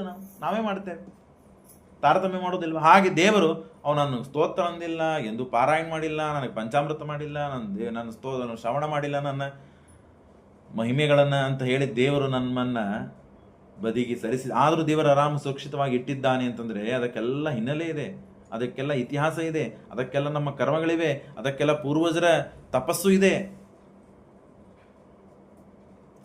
ಈಗ ನಮ್ಮವರೇ, ನಮ್ಮ ಜನನೇ, ನಮ್ಮ ಮಕ್ಕಳೇ, ನಮ್ಮ ಮನೆಯಲ್ಲಿದ್ದವರೇ ದೇವರ ಬಗ್ಗೆ ಎಷ್ಟು ಉಪಾಸನೆ ಮಾಡ್ತಾರೆ, ಎಷ್ಟು ಭಕ್ತಿ ಮಾಡ್ತಾರೆ, ಎಷ್ಟು ಶ್ರದ್ಧೆ ಮಾಡ್ತಾರೆ, ಎಷ್ಟು ಪಾಠ ಪ್ರವಚನ ಅಂತಾರೆ, ಏನು ಕೇಳಿದರೆ ಏನೂ ಗೊತ್ತಿಲ್ಲ ಅಂತೆ. ಆದರೂ ದೇವರು ನಮಗೆ ಸುರಕ್ಷಿತವಾಗಿ ಇಟ್ಟಿದ್ದಾನೆ ಅಂದರೆ ಪೂರ್ವಜರ ಕರ್ಮ, ಪೂರ್ವಜರ ತಪಸ್ಸು, ಪೂರ್ವಜರ ಸಾಧನೆ. ಹಾಗೆ ನಮ್ಮ ಮುಂದಿನ ಜನಾಂಗಕ್ಕೂ ಆಗಬೇಕು. ಇಲ್ಲದೇ ಇದ್ದರೆ ದೇವರ ಅಲ್ಪೀಯಸಾಂ ಕಾಮವರ್ಷಂ. ಬಹಳ ವಿಚಿತ್ರ ಇದೆ. ಸೂರ್ಯ ಈ ಹುಬ್ಳಿ ಬಿಸಿಲು, ಅದರಿಂದ ನೀರು ಆವಿಯಾಗಿ ಸೂರ್ಯ ತೆಗೆದುಕೊಳ್ತಾನೆ. ಎಷ್ಟು ನೀರು ಸುರಿಸಬೇಕು, ಎಷ್ಟು ತೆಗೆದುಕೊಂಡಿದ್ದಾನೋ ಅಷ್ಟು ಸುರಿಸ್ಬೇಕು. ಅಷ್ಟು ಸುರಿಸ್ತಾನ? ಇಲ್ಲ. ಸಹಸ್ರಗುಣಮಪ್ಪೇತತ್ ಆದತ್ತೇಹಿ ರಸಂರವಿಹಿ. ರಘುವಂಶದಲ್ಲಿ ಕಾಳಿದಾಸ ಹೇಳ್ತಾನೆ, ಸಹಸ್ರಗುಣಮಪ್ಪೇತತ್, ಒಂದು ವಾಟಗ ನೀರು ತಗೊಂಡಿದ್ದಾನೆ ಅಂದರೆ ಟನ್ಗಟ್ಟಲೆ ನೀರು ಸುರಿಸ್ತಾನೆ ದೇವರು ಮೇಘಗಳಿಂದ. ಸುಮ್ಮನೆ ನಿಮಿತ್ತ ಇದು, ಆವಿಯಾಗಿ ತಗೊಳ್ಳೋದು. ಹೀಗೆ ಸಮಗ್ರವಾದ ಅನುಗ್ರಹ ಇದೆ ಪರಮಾತ್ಮನದು ಆಯಾ ಪದಾರ್ಥಗಳ ಮೇಲೆ ನಮಗೆ ದೇವರು ಕೊಡುವುದು. ಮೊನ್ನೆ ನಾನು ಹೇಳಿದೆ ಪ್ರವಚನದಲ್ಲಿ, ನಾವು ಮಾಡಿದಂತಹ ಪಾಪಗಳಿಗೆ ದೇವರೇನಾದರೂ ಶಿಕ್ಷೆ ಮಾಡ್ತಾ ಹೋದರೆ ಬರೇ ಶಿಕ್ಷೆನೇ ಕೊಡ್ತಾ ಹೋಗಬೇಕಾಗ್ತದೆ. ಈ ಜನ್ಮ ಹುಟ್ಟಿಸಿದ, ಹಾಗಾಗಿ ಈ ಜನ್ಮದಲ್ಲಿ ಈ ಹೋದ ಜನ್ಮಗಳಲ್ಲಿ ಮಾಡಿದಂತಹ ಪಾಪಗಳನ್ನು ಶಿಕ್ಷೆ ಕೊಡಬೇಕು, ಪ್ರಾಯಶ್ಚಿತ್ತ ರೂಪವಾಗಿ ಶಿಕ್ಷೆಯನ್ನು ಕೊಟ್ಟ. ಪುಣ್ಯ ಸಾಧನಕ್ಕೆ ಅವಕಾಶನೇ ಇಲ್ಲ. ಯಾಕೆ ಶಿಕ್ಷೆನೇ ಕೊಡ್ತಾ ಹೋಗ್ತಾನೆ ಭಗವಂತ. ಹೀಗೆ ಮಾಡಿದ್ರೆ ನಮಗೆ ಜೀವನದಲ್ಲಿ ಏಳಿಗೆ ಸಾಧ್ಯ, ಉದ್ಧಾರ ಸಾಧ್ಯವಾ? ಇಲ್ಲ. ಆದರೆ ದೇವರ ಕರುಣ ಮಾಡುತ್ತಾನೆ ಮಾಡಿದ ತಪ್ಪುಗಳಿಗೆ. ಹಾಗಾಗಿ ಅಲ್ಪೀಯ ಸಾಂ ಕಾಮವರ್ಷಂ ಬಹಳ ಮಹತ್ವದ್ದು. ಆಯ್ತು, ಕೊನೆಗೆ ಋಷಿಗಳು ಸ್ತೋತ್ರ ಮಾಡಿದ್ದಾಯಿತು, ಭಗವಂತ ಅನುಗ್ರಹ ಮಾಡಿದ್ದಾನೆ. ವಿಧಿತ್ವಾ ತವ ಚೈತ್ಯಮ್ಮೆ ಪುರೈವ ಸಮಯೋಜಿತತ್ ಯದರ್ಥಂ ನಿಯಮಸ್ತ್ವಮೇವಾಹಂ ಸಮರ್ಚಿತ. ಯಾಕೆ, ಯಾವ ಕಾರಣಕ್ಕಾಗಿ ನೀನು ತಪಸ್ಸು ಮಾಡಿದ್ದೀ ನನಗೆ ಗೊತ್ತಾಯಿತು. ಹೆಂಡತಿ, ಉತ್ತಮ ಹೆಂಡತಿ ಬೇಕು ಅಂತ ವಿಚಾರ ಮಾಡಿಕೊಂಡು ನೀನು ತಪಸ್ಸು ಮಾಡಿದ್ದಿ, ಅದನ್ನು ನಾನು ತಿಳಿದಿದ್ದೇನೆ. ಅವಶ್ಯವಾಗಿ ನಿನಗೆ ನಾನು ಫಲವನ್ನು ಕೊಡ್ತೇನೆ. ನಾನೇ ನಿಮ್ಮ ಇಬ್ಬರಲ್ಲಿ ದಂಪತಿಗಳಲ್ಲಿ ಅವತಾರ ಮಾಡವನಿದ್ದೇನೆ, ಹುಟ್ಟಿ ಬರ್ತೇನೆ ನಾನು ಅಂತ ಹೇಳಿ ನವೇ ಜಾತು ಮೃಷೈವ ಸ್ಯಾತ್ ಪ್ರಜಾಧ್ಯಕ್ಷ ಮದರ್ಹಣ. ಪರಮಾತ್ಮ ಅದ್ಭುತವಾದ ಒಂದು ಸೂತ್ರಪ್ರಾಯವಾಗಿ ಸಮಾಜದಲ್ಲಿ ಭಕ್ತರಿಗೆ ಭಕ್ತಿಯನ್ನು ಉಂಟು ಮಾಡುವುದಕ್ಕಾಗಿ, ಭಕ್ತಿಯನ್ನು ಮಾಡುವ ಜನರಿಗೆ ಅತ್ಯಂತ ದೃಢವಾದ ನಂಬಿಕೆ ವಿಶ್ವಾಸಗಳು ಬರೋದಕ್ಕಾಗಿ ದೇವರೊಂದು ಮಾತು ಹೇಳ್ತಾನೆ, ನವೈ ಜಾತು ಮೃಷೇವ ಸ್ಯಾತ್ ಪ್ರಜಾಧ್ಯಕ್ಷ ಮದರ್ಹಣ. ನನ್ನನ್ನು ಕುರಿತು ಭಕ್ತರು ಆರಾಧನೆ ಮಾಡಿದ್ದು ಎಂದು ಹಸಿದು ಹೋಗುವುದಿಲ್ಲ, ನಶಿಸಿ ಹೋಗುವುದಿಲ್ಲ. ಎಷ್ಟು ತಪಸ್ಸು ಭಕ್ತಿಯಿಂದ ಮಾಡಿದ್ದಾರೋ ಅಷ್ಟು ಫಲ ದೇವರು ಕೊಟ್ಟೇ ತೀರ್ತಾನೆ. ನಮ್ಮ ಬ್ಯಾಲೆನ್ಸ್ ಇಟ್ಕೊಂಡು ಅವನಿಗೇನು ಮಾಡುವುದಿದೆ? ನಾವು ಮಾಡಿದ ಪುಣ್ಯವನ್ನು ದೇವರು ಇಟ್ಟುಕೊಂಡು ಏನು ಮಾಡೋನಿದ್ದಾನೆ? ದೇವರು ಆ ಪುಣ್ಯವನ್ನು ಇನ್ನು ಹೆಚ್ಚು ಮಾಡಿ ಆ ಪುಣ್ಯದ ಫಲವನ್ನು ಕೊಡ್ತಾನೆ. ಸಾಮಾನ್ಯ ನಮಗೆಲ್ಲ ಏನಾಗ್ಬಿಟ್ಟಿದೆ ಅಂದರೆ, ತಪಸ್ಸು ಆದ ತಕ್ಷಣ ಫಲ ಬೇಕು. ಈಗೆಲ್ಲ ನಮಗೆ ರೂಢಿನೇ ಹಾಗಾಗ್ಬಿಟ್ಟಿದೆ. ಸ್ವಲ್ಪ ಒಂದು ಗಿರಿಕಿ ಹೊಡಿತು ಇಲ್ಲೋ ಯೂಟ್ಯೂಬು ತಲೆ ಕೆಡ್ಲಿಕ್ಕೆ ಶುರು ಆಗ್ತದೆ. ನೋಡು, ಹಿಂಗಾಗ್ತದೆ. ರೀಚಾರ್ಜ್ ಮಾಡಿಸಿವಿ, 900 ರೂಪಾಯಿ 1000 ರೂಪಾಯಿ ರೀಚಾರ್ಜ್ ಮಾಡಿಸಿವಿ ಅಂತನೂತ್ಲೆ ಅವನಿಗಲ್ಲಿ ಟಕ್ ಅಂತ ಮೆಸೇಜ್ ಬರಬೇಕು, ಇಂಟರ್ನೆಟ್ ಶುರು ಆಗಲಿಕ್ಕೆ ಬೇಕು. ಒಂದು ಕ್ಷಣ ಇನ್ನು ಮುಂದೆ ಆಗೋಂಗಿಲ್ಲ, ಇಲ್ಲಾಂದ್ರೆ ಕಸ್ಟಮರ್ ಸಾಯ್ತಾನೆ. ಹೌದಲ್ಲ? ಮನುಷ್ಯನ ಸ್ವಭಾವನೆ ಹೀಗಾಗಿಬಿಟ್ಟಿದೆ ಅಂದರೆ, ಆದ ಕೂಡಲೇ ಅವನಿಗೆ ಫಲ ಬೇಕು, ಸಾಧನ ಆದ ಕೂಡಲೇ ಫಲ ಬೇಕು. ಸಾಧನ ಹೇಗೆ ಮಾಡಿದ್ದಾನೆ ಗೊತ್ತಿಲ್ಲ, ಎಷ್ಟು ಭಕ್ತಿ, ಎಷ್ಟು ಶ್ರದ್ಧಾ, ಎಷ್ಟು ವಿಶ್ವಾಸ, ಎಷ್ಟು ಶುಚಿರ್ಭೂತನಾಗಿ ಆ ಸಾಧನೆಗಳನ್ನು ಮಾಡಿದ್ದಾನೆ ಅಂತನೂ ಗೊತ್ತಿಲ್ಲ ಮನುಷ್ಯನಿಗೆ. ಆದರೆ ನಾನು ಸಾಧನೆ ಮಾಡಿದ್ದೆ, ನನಗೆ ಫಲ ಬೇಕು. ನೀ ಸಾಧನೆ ಮಾಡಿ ಫಲ ಯಾರಿಗೆ, ಯಾಕೆ ಕೊಡಬೇಕು? ನಿನಗೆ ಯಾಕೆ ಕೊಡಬೇಕು? ಏನು ಮಾಡಬೇಕು ಅಂತ ನಿನಗೆ ಅಪೇಕ್ಷೆಯಿಂದಾಗಿ ಮಾಡಿದ್ದಿ? ಯಾರ ಸಲುವಾಗಿ ಮಾಡಿದ್ದಿ? ಯಾಕೆ ಫಲ ಕೊಡಬೇಕು ಅಂತ ದೇವರೇನಾದರೂ ಕೇಳಿಬಿಟ್ಟ ಅಂದರೆ ನಾವು ಬಾಯಿ ತಕ್ಕೊಂಡು ಹಾಗೆ ಸುಮ್ಮನೆ ಇರಬೇಕಷ್ಟೇ. ದೇವರು ಕರುಣಾಪೂರ್ಣನಾಗಿ, ಕರುಣಾಪೂರ್ಣ ವರಪ್ರಚರಿತಂ ಜ್ಞಾಪಯಮೇತಿ ಅಂತ ಹೇಳಿದಂತೆ ದೇವರು ಕರುಣಾಪೂರ್ಣನಾಗಿ ಭಗವಂತ ಫಲವನ್ನು ಕೊಡ್ತಾನೆ. ಯಾವಾಗ ಕೊಡ್ತಾನೆ? ತಾಳ್ಮೆ ಬೇಕು. ಒಂದು ಹೆಣ್ಮಗಳು 9 ತಿಂಗಳು ತಾನು ಸಹನೆ ಮಾಡಿಕೊಳ್ಳಿಲ್ಲ ಅಂದರೆ ಪ್ರಜಾ ಉತ್ಪತ್ತಿ ಇಲ್ಲ, ಸಂತಾನ ಇಲ್ಲ. ನಾನು ಬಸರಿಯಾಗಿದ್ದೇನೆ, 1 ತಿಂಗಳಿಗೆ ನಂಗೆ ಸಂತಾನ ಬೇಕು ಅಂತ ಬಡ್ಕೊಂಡ್ಲಿ ಏನಾಗಬೇಕು ಪರಿಸ್ಥಿತಿ? 9 ತಿಂಗಳು ಕಾಯಬೇಕು ಅಂದ್ರೆ ಕಾಯಲೇಬೇಕು. ಏನು ಹೇಳ್ತಿರಲ್ಲ, ಮೊನ್ನೆ ಯಾರೋ ಕಟ್ಟಿಗೆ ಬಂದಿದ್ದ, 20 ವರ್ಷ ಕಾಯ್ಬೇಕ್ರಿ ನಾವು ಸಾಗವಾನಿ ಕಟ್ಟಿಗೆ ತಯಾರಾಗಲಿಕ್ಕೆ ಅಂತ ಹೇಳಿದಮ್ಮ. ಹಾಗಾಗಿ ಇನ್ನೊಂದು 20 ವರ್ಷ ಬಿಟ್ಟು ಏನೋ ಒಂದು ಕೆಲಸ ಮಾಡಿ ಕೊಟ್ಟ. 20 ವರ್ಷ ಬಿಟ್ಟು ನಿಮಗೆ ಬ್ಯಾಡ್ ಆಯ್ತು ಅಂದ್ರೆ ಆ ಕಟ್ಟಿಗೆ ಕೊಡ್ರಿ, ಅದ್ರ 2 ಪಟ್ಟು ರೊಕ್ಕ ಕೊಟ್ಟು ನಾ ತಗೋತೀನಿ ಅಂತ ಹೇಳಿದ. ಅಷ್ಟಷ್ಟು ಸಮಯ ಆ ಪದಾರ್ಥಗಳಿಗೆ ನಾವು ಕೊಡಲಿಲ್ಲ ಅಂತ ಆದರೆ ಆ ಪದಾರ್ಥ ನಮಗೆ ಫಲವಾಗಿ ಸಿಗುವುದಿಲ್ಲ. ಹಾಗಾಗಿ 6 ತಿಂಗಳು ನಾವು ಕಾಯಲಿಲ್ಲ ಅಂತಂದರೆ ಬೆಳೆ ಬರುವುದಿಲ್ಲ. ಕೃಷಿ ವಲಯ ತಾನು ಹೊಲದಲ್ಲಿ ಬಿತ್ತಿರ್ತಾನೆ, ಹೌದಿಲ್ರಿಪ್ಪ? ಅಂದಮೇಲೆ ಯಾವ ಪದಾರ್ಥಕ್ಕೆ ಎಷ್ಟೆಷ್ಟು ಸಮಯ ಬೇಕೋ ಅಷ್ಟಷ್ಟು ಸಮಯವನ್ನು ನಾವು ಹಾಕಲಿಲ್ಲ ಅಂತ ಆದರೆ ನಮಗೆ ಫಲ ಸಿಗುವುದಿಲ್ಲ. ಆ ಫಲವತ್ತಾಗಬೇಕು. ಆದ ತಕ್ಷಣ ಒಲಿ ಮೇಲೆ ಇಟ್ಟಿವಿ, ಕೆಂಡದ ಮೇಲೆ ಇಟ್ಟಿವಿ, ಅನ್ನ ಆಗಬೇಕು ಅಂದ್ರೆ ಹೇಗೆ ಸಾಧ್ಯ ಇದೆ? ಈ ಇಟ್ಟಿವರಿ ಆಗಿಲ್ಲ ಅಂದರೆ ಸಮಯ ಬೇಕು, ಎಲ್ಲದಕ್ಕೂ ಸಮಯ ಬೇಕು. ದೇವರು ಕೊಟ್ಟೆ ಕೊಡ್ತಾನೆ. ಇದು ಬಹಳ ಮಹತ್ವದ ಮಾತು. ನವೈ ಜಾತು ಮೃಷೈವ ಸ್ಯಾತ್ ಪ್ರಜಾಧ್ಯಕ್ಷ ಮದರ್ಹಣ. ಹಾಗಾಗಿ ಮೈ ತೀರ್ಥೀಯ ಅಶೇಷ ಕ್ರಿಯಾರ್ಥೋ ಮಾಂ ಪ್ರಸವಸ್ಯತೆ ಸಮಾಹಂ ಸ್ವಾಮಕಲ್ಕ ತ್ವದಧೀನೋ ಮಹಾಮುನೆ ತವ ಕ್ಷೇತ್ರೇ ದೇವಹೂತ್ಯಾಂ ಪ್ರಣಯಿಷ್ಯೇ ತಮುತ್. ಆಯಿತು ಅಂತ ಹೇಳಿ ಅವಶ್ಯವಾಗಿ ನಾನು ಸಂತಾನ ನಾಗಿ ನಿಮ್ಮಲ್ಲಿ ನಾನು ಪುತ್ರನಾಗಿ ಅವತಾರ ಮಾಡವನಿದ್ದೇನೆ. ಒಳ್ಳೆ ಹೆಂಡತಿ ನಿನಗೆ ಸಿಗ್ತಾಳೆ ಅಂತಂದಾಗ ಸರಿ ಆಗಲಿ ಅಂತ ಪರಮಾತ್ಮ ಗರುಡಾರೂಢನಾಗಿ ಬಂದಿದ್ದ. ಗರುಡಾರೂಢನಾಗಿ ಮತ್ತೆ ಪುನಃ ತಿರುಗಿ ಹೋಗ್ತಾನೆ. ಹೋಗಬೇಕಾದಾಗ ಗರುಡ ತನ್ನ ರೆಕ್ಕೆಗಳನ್ನು ಬಡಿತಾ ದೇವರನ್ನು ಹಾಕಿಸಿಕೊಂಡು ಕರೆದುಕೊಂಡು ಹೋಗ್ತಾನೆ. ಆಗ ಹೇಗಿದೆ ನೋಡ್ರಿ ವಿಚಿತ್ರ. ಗರುಡ ರೆಕ್ಕೆಗಳನ್ನು ಬಡದರೆ ಸಾಮಗಾನ ಶಬ್ದ ಕೇಳ್ತಾ ಇತ್ತಂತೆ. ಋಗ್ವೇದ, ಯಜುರ್ವೇದ, ಸಾಮವೇದ, ಅಥರ್ವವೇದ 4 ವೇದಗಳು. ಅದರಲ್ಲಿ ಸಾಮಗಾನ ಕೇಳ್ತಾ ಇತ್ತಂತೆ. ನಾವು ಕಾರಿನಲ್ಲಿ ಹೋಗಬೇಕಾದಾಗ ಆ ಹಾಡುಗಳನ್ನು ಈ ಹಾಡುಗಳನ್ನು ಹಚ್ಚಿಕೊಂಡು ಹೋಗ್ತಾ ಇರ್ತೇವೆ. ದೇವರನ್ನ ಕರೆದುಕೊಂಡು ಹೋಗುವಾಗ ದೇವರ ಇದೊಂದು ಸೇವಾರೂಪ, ದೇವರ ಸ್ತೋತ್ರ, ಸಾಮಗಾನದಿಂದ ದೇವರನ್ನ ಸ್ತೋತ್ರ ಮಾಡ್ತಾ ಮಾಡ್ತಾ ಗರುಡ ದೇವರು ಆ ದೇವರನ್ನ ಪ್ರಯಾಣ ಮಾಡಿಸ್ತಾ ಕರೆದುಕೊಂಡು ಹೋಗ್ತಾ ಇದ್ದಾರಂತೆ. ಆಕರ್ಣಯನ್ ಪತ್ರ ರಥೇಂದ್ರ ಪಕ್ಷೈರ್ ಉಚ್ಚೀತಂ ಸ್ತೋಮಂ ಉದೀರ್ಣತಾಂ. ಆಗ ಅಥ ಸಂಪ್ರಜಿತೆ ಶುಕ್ಲೆ ಕರ್ದಮೋ ಭಗವಾನ್ ಋಷಿ ಆಸ್ತೆ ಸ್ಮ ಬಿಂದು ಸರಸಿ ತಂ ಕಾಲಂ ಪ್ರತ್ಯಪಾಲಯತ್. ದೇವರು ಹೇಳಿದ್ದಾನೆ, ಹಾಗಾಗಿ ಕಾಯ್ತಾ ತಪಸ್ಸು ಮಾಡುತ್ತಾ ತಾವು ಕೂತಿದ್ದಾರೆ. ತಸ್ಮಿನ್ ಭಾಗವತೋ ನೇತ್ರಾನ್. ಅಷ್ಟರೊಳಗೆ ಈ ಮನು ಬಂದಿದ್ದಾನೆ, ಸ್ವಯಂಭೂ ಮನು ತಾನು ಬಂದಿದ್ದಾನೆ. ಕರ್ದಮರನ್ನ ಭೇಟಿಯಾಗಬೇಕು, ಕರ್ದಮರ ದರ್ಶನ ಆಗಬೇಕು ಅಂತ ಹೇಳಿ ತಾನು ಬಂದಿದ್ದಾನಂತೆ. ಬಂದಾಗ ಕರ್ದಮರ ಆಶ್ರಮಕ್ಕೆ ಬಂದಿದ್ದಾನೆ ರಾಜ ಅಂತ ಹೇಳಿ ಸಂತೋಷದಿಂದ ಎದ್ದು ಸ್ವಾಗತ ಮಾಡಿ ಆಸನ ಕೊಟ್ಟು ಕೂಡಿಸಿ ಮರ್ಯಾದೆ ಏನೇನು ಸಲ್ಲಿಸಬೇಕು, ಇವರ ಆಶ್ರಮಕ್ಕೆ ರಾಜ ಬಂದಿದ್ದಾನೆ, ಹಾಗಾಗಿ ಎಲ್ಲ ಮರ್ಯಾದೆಗಳನ್ನು ಸಲ್ಲಿಸಿದರು. ಅವರು ನಮಸ್ಕಾರ, ದೂರದಲ್ಲಿ ರಥವನ್ನು ನಿಂದ್ರಿಸಿ ಕಾಲ್ನಡೆಯಿಂದ ನಡೀತಾ ರಾಜನಾಗಿದ್ದರು.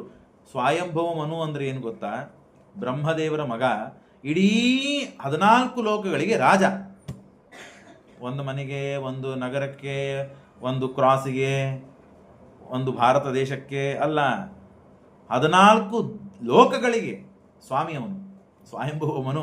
ಅಂತ ಮನು ಈ ಕರ್ದಮ ಪ್ರಜಾಪತಿಗಳಿಗೆ ಹತ್ರ ಬರಬೇಕಾದ್ರೆ ತಪಸ್ವಿಗಳು ಅಂತ ಹೇಳಿ ಕಾಲ್ನಡೆಗೆಯಿಂದ ನಡಗ್ತಾ ಬಂದು ನಮಸ್ಕಾರ ಮಾಡಿ ಶುಚಿರ್ಭೂತನಾಗಿ ಒಳಗೆ ಪ್ರವೇಶ ಮಾಡಿ ಕೂತಿದ್ದಾನೆ. ಯಸ್ಮಿನ್ ಭಗವತೋ ನೇತ್ರಾಪಶ್ಯನ್ ಬಿದುಸಿಂಧವಃ ಕೃಪೆಯ ಸಂಪರೀತಸ್ಯ ಪ್ರಪನ್ನೆ ಅರ್ಪಿತಾಂ ಪ್ರಭೋ. ಸ್ವಾಮಿಗಳೇ, ನೀವು ಪುಣ್ಯವಂತರ ದರ್ಶನ ಆಗಬೇಕು ಅಂತನ್ನೋ ಸಲುವಾಗಿ ಪುಣ್ಯವನ್ನ ಸಂಪಾದನೆ ಮಾಡಬೇಕು. ನೀವು ಅಪರೂಪ ಕರ್ದಮ ಪ್ರಜಾಪತಿಗಳು ಕಣ್ಣಿಗೆ ಕಾಣದೇ ಇದ್ದ ವ್ಯಕ್ತಿಗಳು. ಎಂದೂ ಯಾವ ಕಾರ್ಯಕ್ರಮಗಳಲ್ಲಿ ಅಥವಾ ಊರುಗಳಲ್ಲಿ ಎಲ್ಲೂ ಕಾಣದೇ ಇದ್ದ ವ್ಯಕ್ತಿಗಳು, ಅಖಂಡ ನಿರಂತರವಾಗಿ ತಪಸ್ಸಿಗೆ ಕೂತಂತಹ ವ್ಯಕ್ತಿಗಳು. ಇಷ್ಟು ಅದ್ಭುತವಾದ ವ್ಯಕ್ತಿತ್ವ. ಪುಣ್ಯಂ ಶಿವಾಮೃತಂ ಜಲಂ. ಆಗ ಬಂದಿದ್ದಾರೆ, ಕೂಡಿಸಿದ್ದಾರೆ. ಅವಾಗ ಮಾತುಕತೆ ನಡೀತು. ನೀವೆಲ್ಲ ಇದ್ದೀರಿ ಅನ್ನೋ ಸಲುವಾಗಿ ನಮ್ಮ ತಪಸ್ಸು ಆಗ್ತದೆ, ನೀವು ತಪಸ್ಸು ಮಾಡ್ತೀರಿ ಅಂತ ನಮ್ಮ ಊರಿನಲ್ಲಿ ರಾಜ್ಯದಲ್ಲಿ ಕ್ಷೇಮ ಸುವೃಷ್ಟಿ ಇತ್ಯಾದಿಗಳು ನಡೀತದೆ ಅಂತ ಪರಸ್ಪರವಾಗಿ ಮಾತನಾಡ್ತಾ ಇದ್ದಾರೆ. ವಿದ್ಯೋತಮಾನಂ ವಪುಷ ತಸ್ಯ ಉಗ್ರ ಶಿರಂ ನಾತಿಕ್ಷಮಂ ಭಗವತಃ ಸ್ನಿಗ್ಧ ಪಾಂಗವಲೋಕನಾಥ್. ಆಗ ಕರ್ದಮ ಪ್ರಜಾಪತಿಗಳಿಗೆ ಸ್ವಯಂಭೂಮನು ಈ ಮಾತನ್ನು ಹೇಳ್ತಾ ಇದ್ದಾನೆ, ನಾನು ನನ್ನ ಮಗಳನ್ನ ನಿಮಗೆ ಕೊಟ್ಟು ಮದುವೆ ಮಾಡಬೇಕು ಅಂತ ಅಪೇಕ್ಷಾ ಪಟ್ಟಿದ್ದೇನೆ, ಅವಶ್ಯವಾಗಿ ನೀವು ಸ್ವೀಕಾರ ಮಾಡ್ರಿ ಅಂದಾಗ ಕರ್ದಮ ಪ್ರಜಾಪತಿಗಳು ಹೇಳ್ತಾರೆ, ಸರಿ ಆಗಲಿ. ಈ ಸಾಮಾನ್ಯವಾಗಿ ಕರ್ದಮ ಪ್ರಜಾಪತಿಗಳು ತಪೋನಿಷ್ಠರು, ತಪಸ್ವಿಗಳು. ಮದುವೆ, ಹೆಂಡತಿ, ಮಕ್ಕಳು ಅಂತಂದ್ರೆ ಬೇಡ ಅಂತ ಅಂತಾರೆ ಅಂತ ಹೇಳಿ ಬರ್ತಾ ಬರ್ತಾ ಬರ್ತಾ ಇದ್ದಾಗಲೇ ದೇವರನ್ನ ಸ್ಮರಣೆ ಮಾಡ್ತಾ, ದೇವರನ್ನ ಸ್ತೋತ್ರ ಮಾಡ್ತಾ, ದೇವರನ್ನ ಮನಸ್ಸಿನಲ್ಲಿ ಆರಾಧನೆ ಮಾಡಿ ಋಷಿಗಳು ನಾವು ಹೇಳುವ ಮಾತುಗಳಿಗೆ ಓ ಅನ್ಬೇಕು, ಒಪ್ಪಬೇಕು, ಓಂ ಅನ್ಬೇಕು ಅಂತ ಹೇಳಿ ಮನೀಷಿ ಕಬೀರ್ ಮನೀಷಿ ಪರಿಭು ಸ್ವಯಂಭೂ ಯಾತಾ ತತ್ವನ್ ವೆದತಾ ಶಾಶ್ವತೀಭ್ಯ ಸಮಾಭ್ಯ ಅಂತ ಉಪನಿಷತ್ತಿನಲ್ಲಿ ಬರುವಂತಹ ಮಾತಿನಂತೆ ಮನೀಷಿ ಅಂತನುವ ದೇವರ ರೂಪವನ್ನ ಉಪಾಸನೆ ಮಾಡ್ತಾ ಮಾಡ್ತಾ ಬಂದಿದ್ದಾರಂತೆ. ಇದನ್ನೆಲ್ಲ ನಾವು ಮಾಡಬೇಕಾದಂತಹ, ಯಾರೋ ಇಬ್ಬರಲ್ಲಿ ಜಗಳ ಆಗಿದೆ, ಯಾರೋ ಒಬ್ಬರು ಮಾತುಕತೆ ಕೂಡಿಸ್ಬೇಕಾಗಿದೆ, ಅಥವಾ ಮನೆಯಲ್ಲೇನೇ ಪ್ರಸಂಗ ಬಂದಿದೆ, ನಮ್ಮ ಮಾತು 4 ಮಂದಿ ಕೇಳಬೇಕಾಗಿದೆ. ಆಗ ಏನು ಉಪಾಸನೆ ಮಾಡಬೇಕು? ದೇವರ ರೂಪವನ್ನು, ಅಂದರೆ ಮನೀಷಿ ಎಂಬ ರೂಪವನ್ನು ಉಪಾಸನೆ ಮಾಡಬೇಕು. ಮನಸಾಂ ಈಶಿತ, ಅವರ ಮನಸ್ಸಿನಲ್ಲಿ ಪರಮಾತ್ಮ ಹೊಕ್ಕಿ ನಾವು ಆಡುವ ಮಾತುಗಳನ್ನು, ಒಳ್ಳೆ ಮಾತುಗಳನ್ನು ಅವರು ಓ ಅಂತನ್ಬೇಕು, ಕೇಳಬೇಕು, ಅಂಥ ಮಾತುಗಳನ್ನು ಆಡಬೇಕಂತ. ಅದು ದೇವರ ಒಳಗೆ ನಿಂತು ಪ್ರೇರಿಸಬೇಕು. ಅದು ಯಾವುದದು? ಮನೀಷಿ. ಇವರು ಕನ್ಯೆಯನ್ನು ಕೊಡ್ತೇನೆ ಅಂದರೆ, ಎಲ್ಲಿ ಕನ್ಯೆಯನ್ನು ನಾನು ತಪಸ್ಸಿ ಕೂತಿದ್ದೆ ನಡಿ ಅಂತ ಕಳಿಸಿಬಿಟ್ರೆ ಏನು ಮಾಡಬೇಕು? ಬಹಳ ಜೋರು ಮಾಡಿದರೆ ಶಾಪ ಕೊಡ್ತಾರೆ. ಹಾಗಾಗಿ ತಾವು ಇದನ್ನ ಮನಸ್ಸಿನಲ್ಲಿ ಉಪಾಸನೆ ಮಾಡ್ತಾ ಮಾಡ್ತಾ ಬಂದಿದ್ದಾರಂತೆ. ಆಗಲಿ ಅಂತ ಒಪ್ಪಿದ್ದಾರಂತೆ. ಬಹಳ ಖುಷಿಯಾಗಿದಂತೆ. ಭಗವತ್ ಚಿತ್ತ ರಾಜನ್ ಬಿದ್ಧೇ ಬ್ರನ್ ಎದುದಸ್ಯಪುಹ. ಸರಿ ಆಗ್ಲಿ ಅಂತ ಹೇಳಿ ಹೃದಯಂ ತಸ್ಯ ಹಿ ಬ್ರಹ್ಮ ಕ್ಷತ್ರ ಮಂಗಂ ಪ್ರಚಕ್ಷತೆ. ಮನಸ್ಸಿನಲ್ಲಿದ್ದಂತಹ ಬ್ರಹ್ಮನನ್ನ ಉಪಾಸನೆ ಮಾಡ್ತಾ ಅವರಿಗೆ ಸಮಾಧಾನದಿಂದ ಒಪ್ಪಿಸಿದ್ದಾರಂತೆ. ದೃಷ್ಟ್ಯಾಮಿ ಭಗವಾನ್ ದೃಷ್ಟೋ ದುರ್ಧಶೋ ಆತ್ಮಾತ್ಮತಂ ದೃಷ್ಟ್ಯ ಪಾದರಸ ಪೃಷ್ಪಂ ಶೀರ್ಣ್ಯಾಮಿ ಭಗವತ ಶಿವಂ. ಆಗ ಅವರಿಗೆ ಸೇವಾದಿಗಳನ್ನು ಏನು ಮಾಡಬೇಕು ಸಲ್ಲಿಸಿದ್ದಾರೆ. ನನ್ನ 5 ಜನ ಮಕ್ಕಳು ಪ್ರಿಯವೃತ, ಉತ್ಥಾನಪಾದ, ಆಕೂತಿ, ದೇವಹೂತಿ, ಪ್ರಸೂತಿ ಅಂತ ಹೇಳಿ. ಅದರಲ್ಲಿ 3 ಜನ ಹೆಣ್ಣರಲ್ಲಿ ಇದು ಮಧ್ಯದಲ್ಲಿದ್ದ ಹೆಣ್ಣು. ಈ ಹೆಣ್ಣನ್ನು ನೀವು ಸ್ವೀಕಾರ ಮಾಡಬೇಕು ಅಂದಾಗ ಸರಿ ಆಗಲಿ ಅಂತ ಹೇಳಿ ಅವರು ಕಣ್ಣು ಮುಚ್ಚಿ ಧ್ಯಾನ ಮಾಡ್ತಾ ದೇವರ ಸಂಕಲ್ಪವನ್ನು ವಿಚಾರ ಮಾಡಿ ತಾವು ಒಪ್ಪಿದ್ದಾರಂತೆ. ಒಪ್ಪಿ ಏನು ಮಾತು ಹೇಳ್ತಾರೆ ಗೊತ್ತಾ? ಗಾಢಂ ಉದ್ವೋಹ ಕಾಮೋಹ ಅಪ್ರಮತ್ತಾಚ ತವಾತ್ಮಜ. ನಿನ್ನಿಂದ ಹುಟ್ಟಿದಂತಹ ಮಗಳು ನನ್ನ ತಪಸ್ಸಿಗೆ ವಿಘ್ನ ಮಾಡದೇ ಇದ್ದ ಹೆಣ್ಣಾದದ್ದರಿಂದ ಅವಳನ್ನು ಒಪ್ಪಿಕೊಳ್ಳುತ್ತೇನೆ. ಅಪ್ರಮತ್ತ, ಅನವಧಾನ, ಯಾವ ಕಾಲಕ್ಕೆ ಏನನ್ನು ಮಾಡಬೇಕು, ಯಾವುದು ಮಾಡಿದರೆ ಹಿತವಾಗ್ತದೆ, ಯಾವುದು ಮಾಡಿದರೆ ಅಹಿತವಾಗ್ತದೆ ಅಂತನ್ನುವ ಪೂರ್ಣ ತಿಳುವಳಿಕೆ ಇದ್ದಂತಹ ಹೆಣ್ಣು ಮಗಳು ಅಂದರೆ ನಿನ್ನ ಮಗಳು. ಹಾಗಾಗಿ ನಾನು ಅವಶ್ಯವಾಗಿ ಅವಳನ್ನು ಕೈ ಹಿಡಿತೇನೆ, ವಿವಾಹ ವಿಧಿಪೂರ್ವಕಂ, ಅವಶ್ಯವಾಗಿ ವಿವಾಹವನ್ನು ಮಾಡಿಕೊಳ್ತೇನೆ ಅಂತ ಹೇಳಿ ತಾನು ಇಷ್ಟು ಮಾತುಗಳನ್ನು ಹೇಳಿ, ಅನೇಕ ಮಾತುಗಳಿವೆ ಹೇಳಿ, ತಾನು ಬರ್ಹಿಷ್ಮತಿಯಂ ನಾಮ ಪುರಿಂ, ಪ್ರಯಾಗ, ಆ ಪ್ರಯಾಗಕ್ಕೆ ಬರ್ತಾನೆ. ಬಂದು ತಪಸ್ಸು ಮಾಡ್ತಾ ಕೂಡ್ತಾನೆ. ಆಗ ಇವರನ್ನ ಮದುವೆ ಮಾಡಿಕೊಳ್ತಾನೆ. ಮದುವೆ ಮಾಡಿಕೊಂಡು ಆ ಹೆಣ್ಣನ್ನು ಕರೆದುಕೊಂಡು ಪ್ರಯಾಗಕ್ಕೆ ಕರ್ಕೊಂಡ್ಬರ್ತಾನೆ. ಕರೆದುಕೊಂಡು ದೇವಹೂತಿಯನ್ನ ಪ್ರಯಾಗಕ್ಕೆ ಕರ್ಕೊಂಡು ಬರ್ತಾನೆ. ಕರ್ಕೊಂಡು ಬಂದ ಮೇಲೆ ಕರ್ದಮ ಪ್ರಜಾಪತಿಗಳು ನಿರಂತರವಾದ ತಪಸ್ಸು. ಮದುವೆ ಮಾಡಿಕೊಂಡಿದ್ದಾರೆ, ಸ್ವಲ್ಪ ಮತ್ತೆ ಮದುವೆ ಆದ ಮೇಲೆ ಸ್ವಲ್ಪ ಆ ಕಡೆ ಈ ಕಡೆ ತಿರುಗಾಡಬೇಕು, ಹೆಂಡತಿಗೆ ಸ್ವಲ್ಪ ಆ ಕಡೆಗೆ ಕರ್ಕೊಂಡು ಹೋಗಿ ತೋರಿಸಿ ಮಾಡಿ ಅವೆಲ್ಲ ಇರ್ತಾವಲ್ಲ, ಏನು ಇಲ್ಲ. ಒಂದು ಕಡೆಗೆ ತಪಸ್ಸು. ಆ ಹೆಣ್ಣು ಕೂಡ ಆಯಿತು, ಗಂಡ ಹೇಗಿದ್ದಾನೆ ಹಾಗೆ ಅವರಿಗೆ ಅನುವರ್ತನೆಯಾಗಿ ಇರಬೇಕು, ಅನುರೂಪವಾಗಿರಬೇಕು ಅಂತ ಹೇಳಿ ಮುಂಜಾನೆ ಸ್ನಾನ, ಮಧ್ಯಾಹ್ನ ಸ್ನಾನ, ಸಾಯಂಕಾಲ ಸ್ನಾನ, ನಿರಂತರವಾಗಿ ತಪಸ್ಸು. ಹಣ್ಣು ಹಂಪಲು ಏನು ಗೆಡ್ಡೆ ಗೆಣಸು ಏನಿರ್ತಿತ್ತು ಅದನ್ನು ತಿಂತ ಅವ್ರು ಏನು ತಿಂತಾರೋ ಅದು ಹೇಗಿರ್ತಾರೋ ಹಾಗೆ ತಾನಿದ್ಲು. ಎಲ್ಲ ಕೂದಲುಗಳು ಜಡೆಗಟ್ಟು ಹೋದ್ಲು. ಭಾರಿ ರೂಪವಂತಳು, ರಾಜನ ಸ್ವಯಂಭುವನ ಮಗಳು ಅಂತವಳು ಹೀಗಾಗಿ ಹೋದ್ಲು. ಎಷ್ಟೋ ದಿನ ಆದ ಮೇಲೆ ಶರೀರ ವಾಚ ದೃಷ್ಟ್ಯ ವೈಕಾಸೆ ಮೀಚ ಮಾನವಾಹ, ಇದೆಲ್ಲ ಆಗುವುದು ಬಹಳ ಕಠಿಣ ಇದೆ. ಅಯಾತಯಾಮಗತಾನ್ ಯಾಮಾಹ, ಯಾವಾಗಲೂ ಎದ್ದು ಬಿಡೋರಂತೆ. ಕಣ್ಣು ಮುಚ್ಚಿ ಧ್ಯಾನಕ್ಕೂ ಕೂತರೆ ಯಾವಾಗ ಎಷ್ಟು ಹೊತ್ತಿನವರೆಗೆ ದೇವರು ಕಾಣಿಸ್ತಾ ಇದ್ನೋ ಅಷ್ಟು ಹೊತ್ತು ಆರಾಮಾಗಿ ತಪಸ್ಸು ಮಾಡೋರು. ದೇವರು ಅದೃಶ್ಯನಾದ ಮೇಲೆ ಹೇಳೋದು. ರಾತ್ರಿ 2 ಆಗಿರ್ತಿತ್ತು, 3 ಆಗಿರ್ತಿತ್ತು, ಎಷ್ಟಾಗಿರ್ತಿತ್ತು, ಏನಾಗಿರ್ತಿತ್ತು. ಕೆಲವೊಂದು ದಿನಗಳವರೆಗೆ ತಪಸ್ಸು. ಎಷ್ಟು ದಿನ ತಪಸ್ಸು ಮಾಡಿದ್ದಾರೋ ಏನು ಮಾಡಿದ್ದಾರೋ ಗೊತ್ತಿಲ್ಲ. ಹೀಗೆ ತಪಸ್ಸು. ಎಷ್ಟು ಮಹಾನುಭಾವರು ನೋಡ್ರಿ, ಎಷ್ಟು ದೊಡ್ಡ ಯೋಗ್ಯತೆ ಇದೆ. ನಾವು 5 ನಿಮಿಷ 1 ತಾಸು ಗಾಯತ್ರಿ ಜಪ ಮಾಡ್ಲಿಕ್ಕೆ ಆಗೋದಿಲ್ಲ ನಮ್ಮ ಕಡೆಯಿಂದ. ಆ ಕಡೆ ಈಚೆ ಆಚೆ ಈಚೆ ನೋಡ್ತೇವೆ, ಮನಸ್ಸು ಏಕಾಗ್ರತವಾಗಿರೋದಿಲ್ಲ.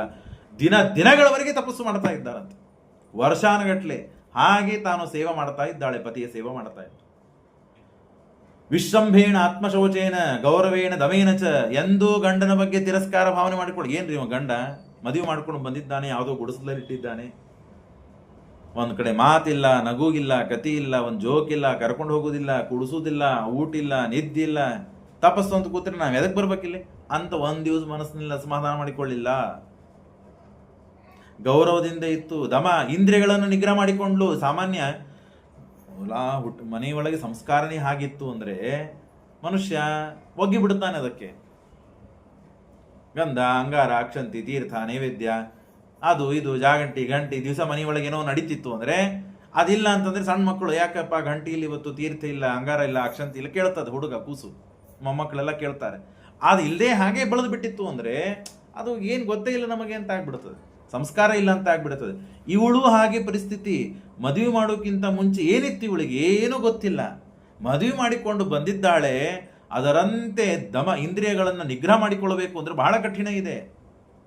ಬೇಕಾದದ್ದು ಆಹಾರ ಬೇಕು, ತಾನು ಸುಂದರದಿಂದ ಇರ್ಲಿಕ್ಕೆ ಏನೇನು ಉಪಕರಣಗಳು ಬೇಕು ಅದೆಲ್ಲ ಬಿಟ್ಟಿದ್ದಾಳೆ. 1 2 ಶುಶ್ರೂಷೆಯ ಅಷ್ಟಾಗಿ ನಿರಂತರವಾಗಿ ಪ್ರತಿಸೇವೆ ಸೌಹೃದೇನ ವಚ ಮಧುರ. ಎಲ್ಲ ಭಾಗವತದ ಮಾತುಗಳು ಒಂದೊಂದು ಮುತ್ತು, ಒಂದೊಂದು ರತ್ನ, ಒಂದೊಂದು ಆದರ್ಶಗಳು, ಒಂದೊಂದು ಸಿದ್ಧಾಂತ ಸ್ಥಾಪನೆ ಮಾಡ್ತದೆ. ಕುಟುಂಬಗಳನ್ನು ರಕ್ಷಣೆ ಮಾಡಲಿಕ್ಕೆ ಯೋಗ್ಯವಾದ ಮಾತುಗಳು ಇವೆಲ್ಲ ನಿಂತು ಹೋಗಿವೆ. ಹಾಗಾಗಿ ಸಾಮಾನ್ಯ ಏನಾಗ್ತದೆ, ಇವೆಲ್ಲ ಹೇಳಿದರೆ ಬೈಸ್ಕೊಳ್ಳೋದಾಗ್ತದೆ ಮಂದಿ ಕಡೆಯಿಂದ. ಹೆಂಡತಿ ಗಂಡನ ಮೇಲೆ ಆಧಾರವಾಗಿರ್ಬೇಕು, ಗಂಡ ಹೆಂಡತಿ ಮೇಲೆ ಆಧಾರವಾಗಿರ್ಬೇಕು. ಹೊಟ್ಟಿ ಬಟ್ಟಿ ಊಟ ನಿದ್ದಿ ಇಂಥದಕ್ಕೆಲ್ಲ ಗಂಡನ ಆಧಾರ ಹೆಂಡತಿಗಿರ್ಬೇಕು. ರೊಕ್ಕ ರುಜಿನಿ ಹೊರಗಿನ ವಸ್ತು ಅವು ಇವು ತರ್ಲಿಕ್ಕೆ ಮಾಡಲಿಕ್ಕೆ ಹೆಂಡತಿಗೆ ಗಂಡನ ಆಧಾರ ಬೇಕು.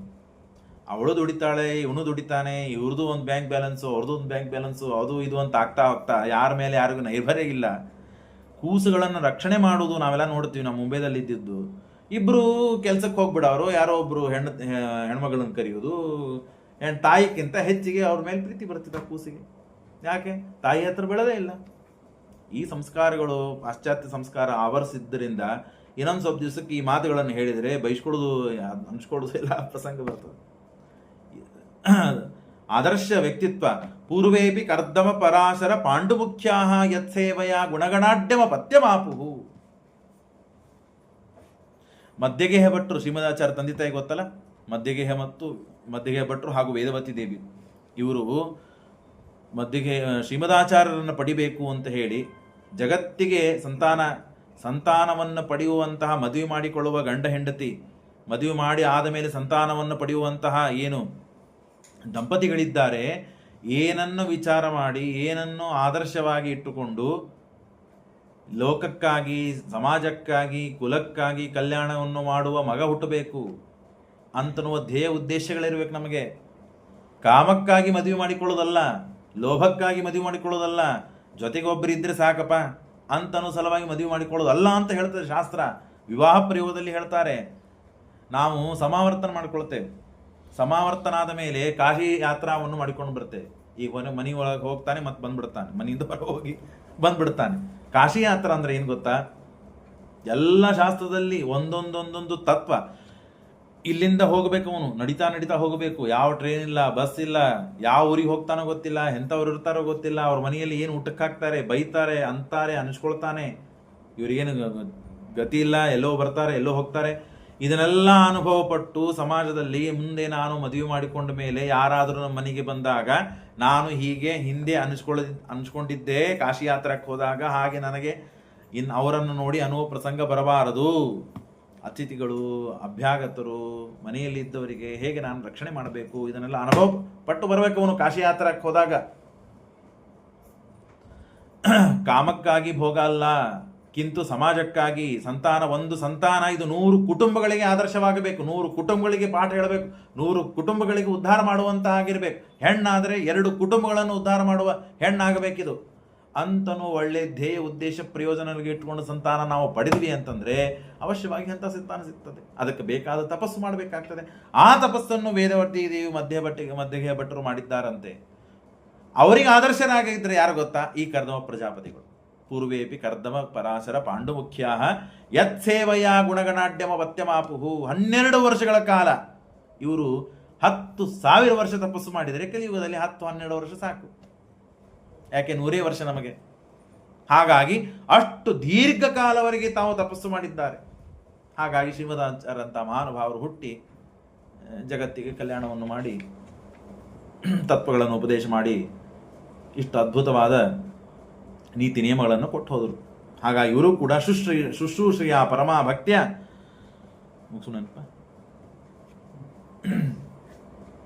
ಹೀಗೆ ವಿಶ್ರಂಭೇಣ ಆತ್ಮಶೋಚೇನ ಗೌರವೇಣ ದಮೇನ ಚ ಶುಶ್ರೂಷಾ ಸೌಹೃದೇನ ವಾಚಾ ಮಧುರೆಯಾಗಿರ. ನಿಷ್ಠುರವಾಗಿ ಎಂದೂ ಹೆಣ್ಣು ಯಾರ ಜೊತೆಗೆ ಮಾತನಾಡ್ತಕ್ಕದ್ದಲ್ಲ. ಮಧುರವಾಗಿ ಯಾವುದು ಶಿಕ್ಷಣೆಯನ್ನು ಯಾವ ರೀತಿಯಿಂದ ತಿದ್ದುಪಡಿಯನ್ನು ಮಾಡಬೇಕಾದರೂ ಸಣ್ಣ ಮಧುರವಾದ ಧ್ವನಿಯಿಂದಲೇನೆ ಅದನ್ನ ತಿದ್ದುಪಡಿ ಮಾಡುವ ಶಕ್ತಿ ಹೆಣ್ಣಿಗಿದೆ. ಗಂಡಸರಂತೆ ತಾನು ಒದರಿದ್ಲು ಅಂತಂದ್ರೆ ಅದು ಬೇರೆ ಶಿಕ್ಷಣ ಆಗ್ಬಿಡುತ್ತೆ. ಎಂಥವರನ್ನು ಬಗ್ಗಿಸುವ ಶಕ್ತಿ ತನ್ನ ಹತೋಟಿಯಲ್ಲಿ ಇಟ್ಟುಕೊಂಡು ಅವರನ್ನು ಪರಿಣಾಮಗೊಳಿಸಿ ಅವರನ್ನು ಯಾವ ಹಾದಿಯಲ್ಲಿ ಕರೆದುಕೊಂಡು ಹೋಗುವ ಶಕ್ತಿ ಹೆಣ್ಣಿಗಿದೆ ಅಂತ ಶಾಸ್ತ್ರ ಹೇಳುತ್ತದೆ. ತನ್ನ ವಶಪಡಿಸಿಕೊಳ್ಳುವ ಶಕ್ತಿ ಇರುತ್ತದೆ. ಮಧುರೆಯಾಚ ವಿಭವೋ ವಿಸೃಜ್ಯ ಕಾಮಂ ದಂಭಂಚ. ಕಾಮವನ್ನು ಬಿಟ್ಟಿದ್ದಾಳೆ, ದಂಭವನ್ನು ಬಿಟ್ಟು ನಾನು ರಾಜನ ಮಗಳು, ಅವೆಲ್ಲ ಏನಿಲ್ಲೇ ಇಲ್ಲ. ದೇಶಂ ಲೋಭ ವಯಂ ಮದಂ ಅಪ್ರಮತ್ತ. ತಿಳುವಳಿಕೆಯನ್ನು ಕಳೆದುಕೊಳ್ಳಲಿಲ್ಲ. ಸಾಮಾನ್ಯ 2 ದಿವಸ ಅಸ್ತವ್ಯಸ್ತ ಆಯಿತು ಜೀವನದಲ್ಲಿ ಅಂದರೆ ಮನುಷ್ಯ ತಿಳುವಳಿಕೆ ಕಳ್ಕೊಂಡು ಬಿಡುತ್ತಾನೆ. ಎಷ್ಟೇ ಬುದ್ಧಿವಂತನಾಗಿದ್ದರೂ ತಿಳುವಳಿಕೆ ಕಳೆದುಕೊಂಡು ಬಿಡುತ್ತಾನೆ. ಎಂದೂ ಕಳೆದುಕೊಳ್ಳಿಲ್ಲ. ನಿರಂತರವಾಗಿ ಸೇವೆಯನ್ನು ಮಾಡ್ತಾ ಇದ್ದಾಳೆ. ಪತಿ ಸೇವೆ ಅಂದರೆ ದೇವರ ಸೇವೆ ಅಂತನೋ ಭಾವನೆಯಿಂದ ಎಷ್ಟು ಅಪರೂಪ ವಿಷಯಗಳಿವೆ ನೋಡ್ರಿ. ನಮಗೆಲ್ಲ ಅಪರೂಪ ಅನ್ನಿಸ್ತದೆ. ಯಾಕಂದರೆ ಇದರಲ್ಲಿ ನಾವು ಅಷ್ಟು ತನ್ಮಯವನ್ನು ಹೊಂತಾ ಇದ್ದೇವೆ, ನಿಧಾನವಾಗಿ ಕೇಳ್ತಾ ಕೇಳ್ತಾ ಹೊಂತಾ ಇದ್ದೇವೆ.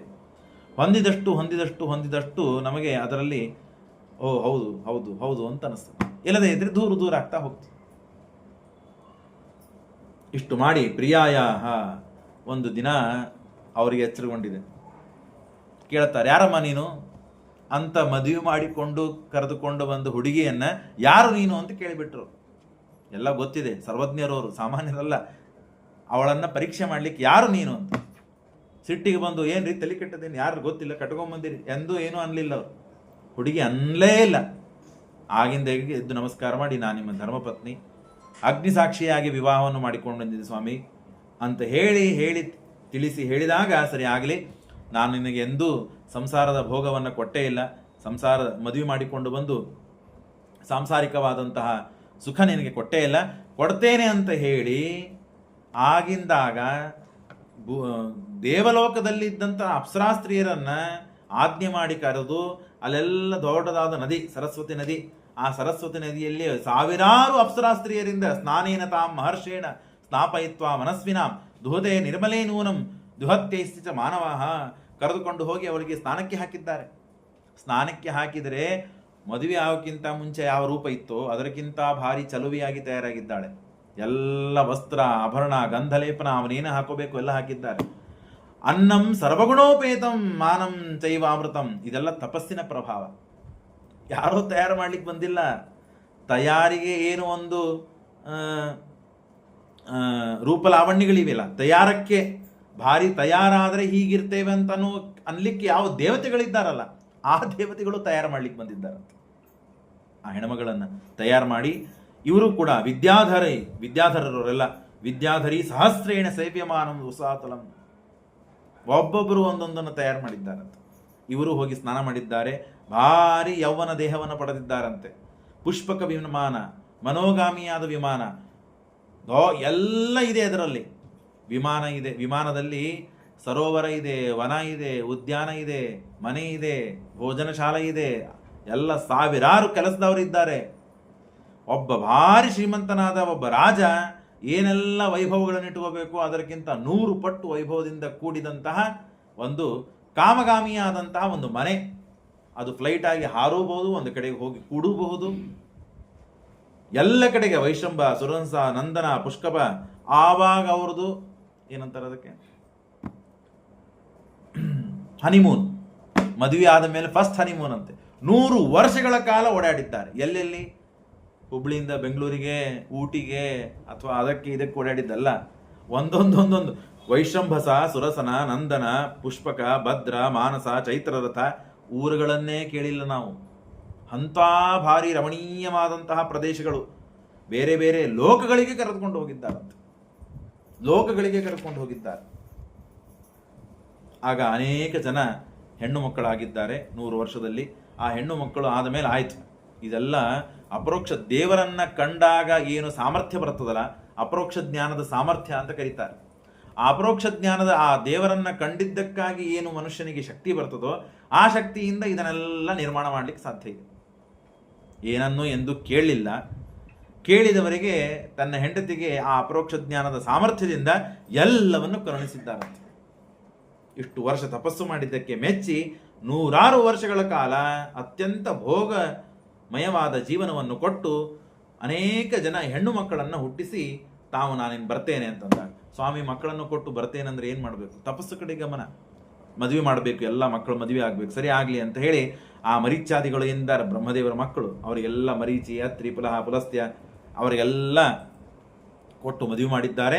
ಮದುವೆ ಆದ ಮೇಲೆ ನಾನು ಬರ್ತೇನೆ, ಮತ್ತೆ ತಪಸ್ಸಿಗೆ ಹೋಗ್ತೇನೆ ಅಂದಾಗ ಅವಳು ಹೇಳ್ತಾಳೆ, ಇಲ್ಲ, ಒಂದು ವಂಶ ಅಭಿವೃದ್ಧಿ ಆಗಲಿಕ್ಕೆ ಒಂದು ಗಂಡು ಸಂತಾನ ಬೇಕು ಅಂದಾಗ ಸರಿ ಆಗಲಿ ಅಂತ ಹೇಳಿ ಮತ್ತೆ ತಪಸ್ಸನ್ನು ಮಾಡಿದ್ದಾರೆ. ಆಗ ಅವತಾರ ಮಾಡಿದವರೇ ಕಪಿಲ ಅಂತನುವ ಭಗವಂತ. ಖಂ ರೂಪ, ಸುಖಮಯ ರೂಪವಾದಂತಹ, ಅನಾದಿ ಕಾಲದಿಂದಲೂ ಅನಂತ ಕಾಲದವರೆಗೆ ಸುಖವನ್ನು ಕೊಡುವ ಪರಮಾತ್ಮ, ಅನಂತ ಜೀವರಾಶಿಗಳಿಗೆ ಸುಖವನ್ನು ಕೊಡುವಂತಹ ಭಗವಂತ ಅವನು ಕಪಿಲ.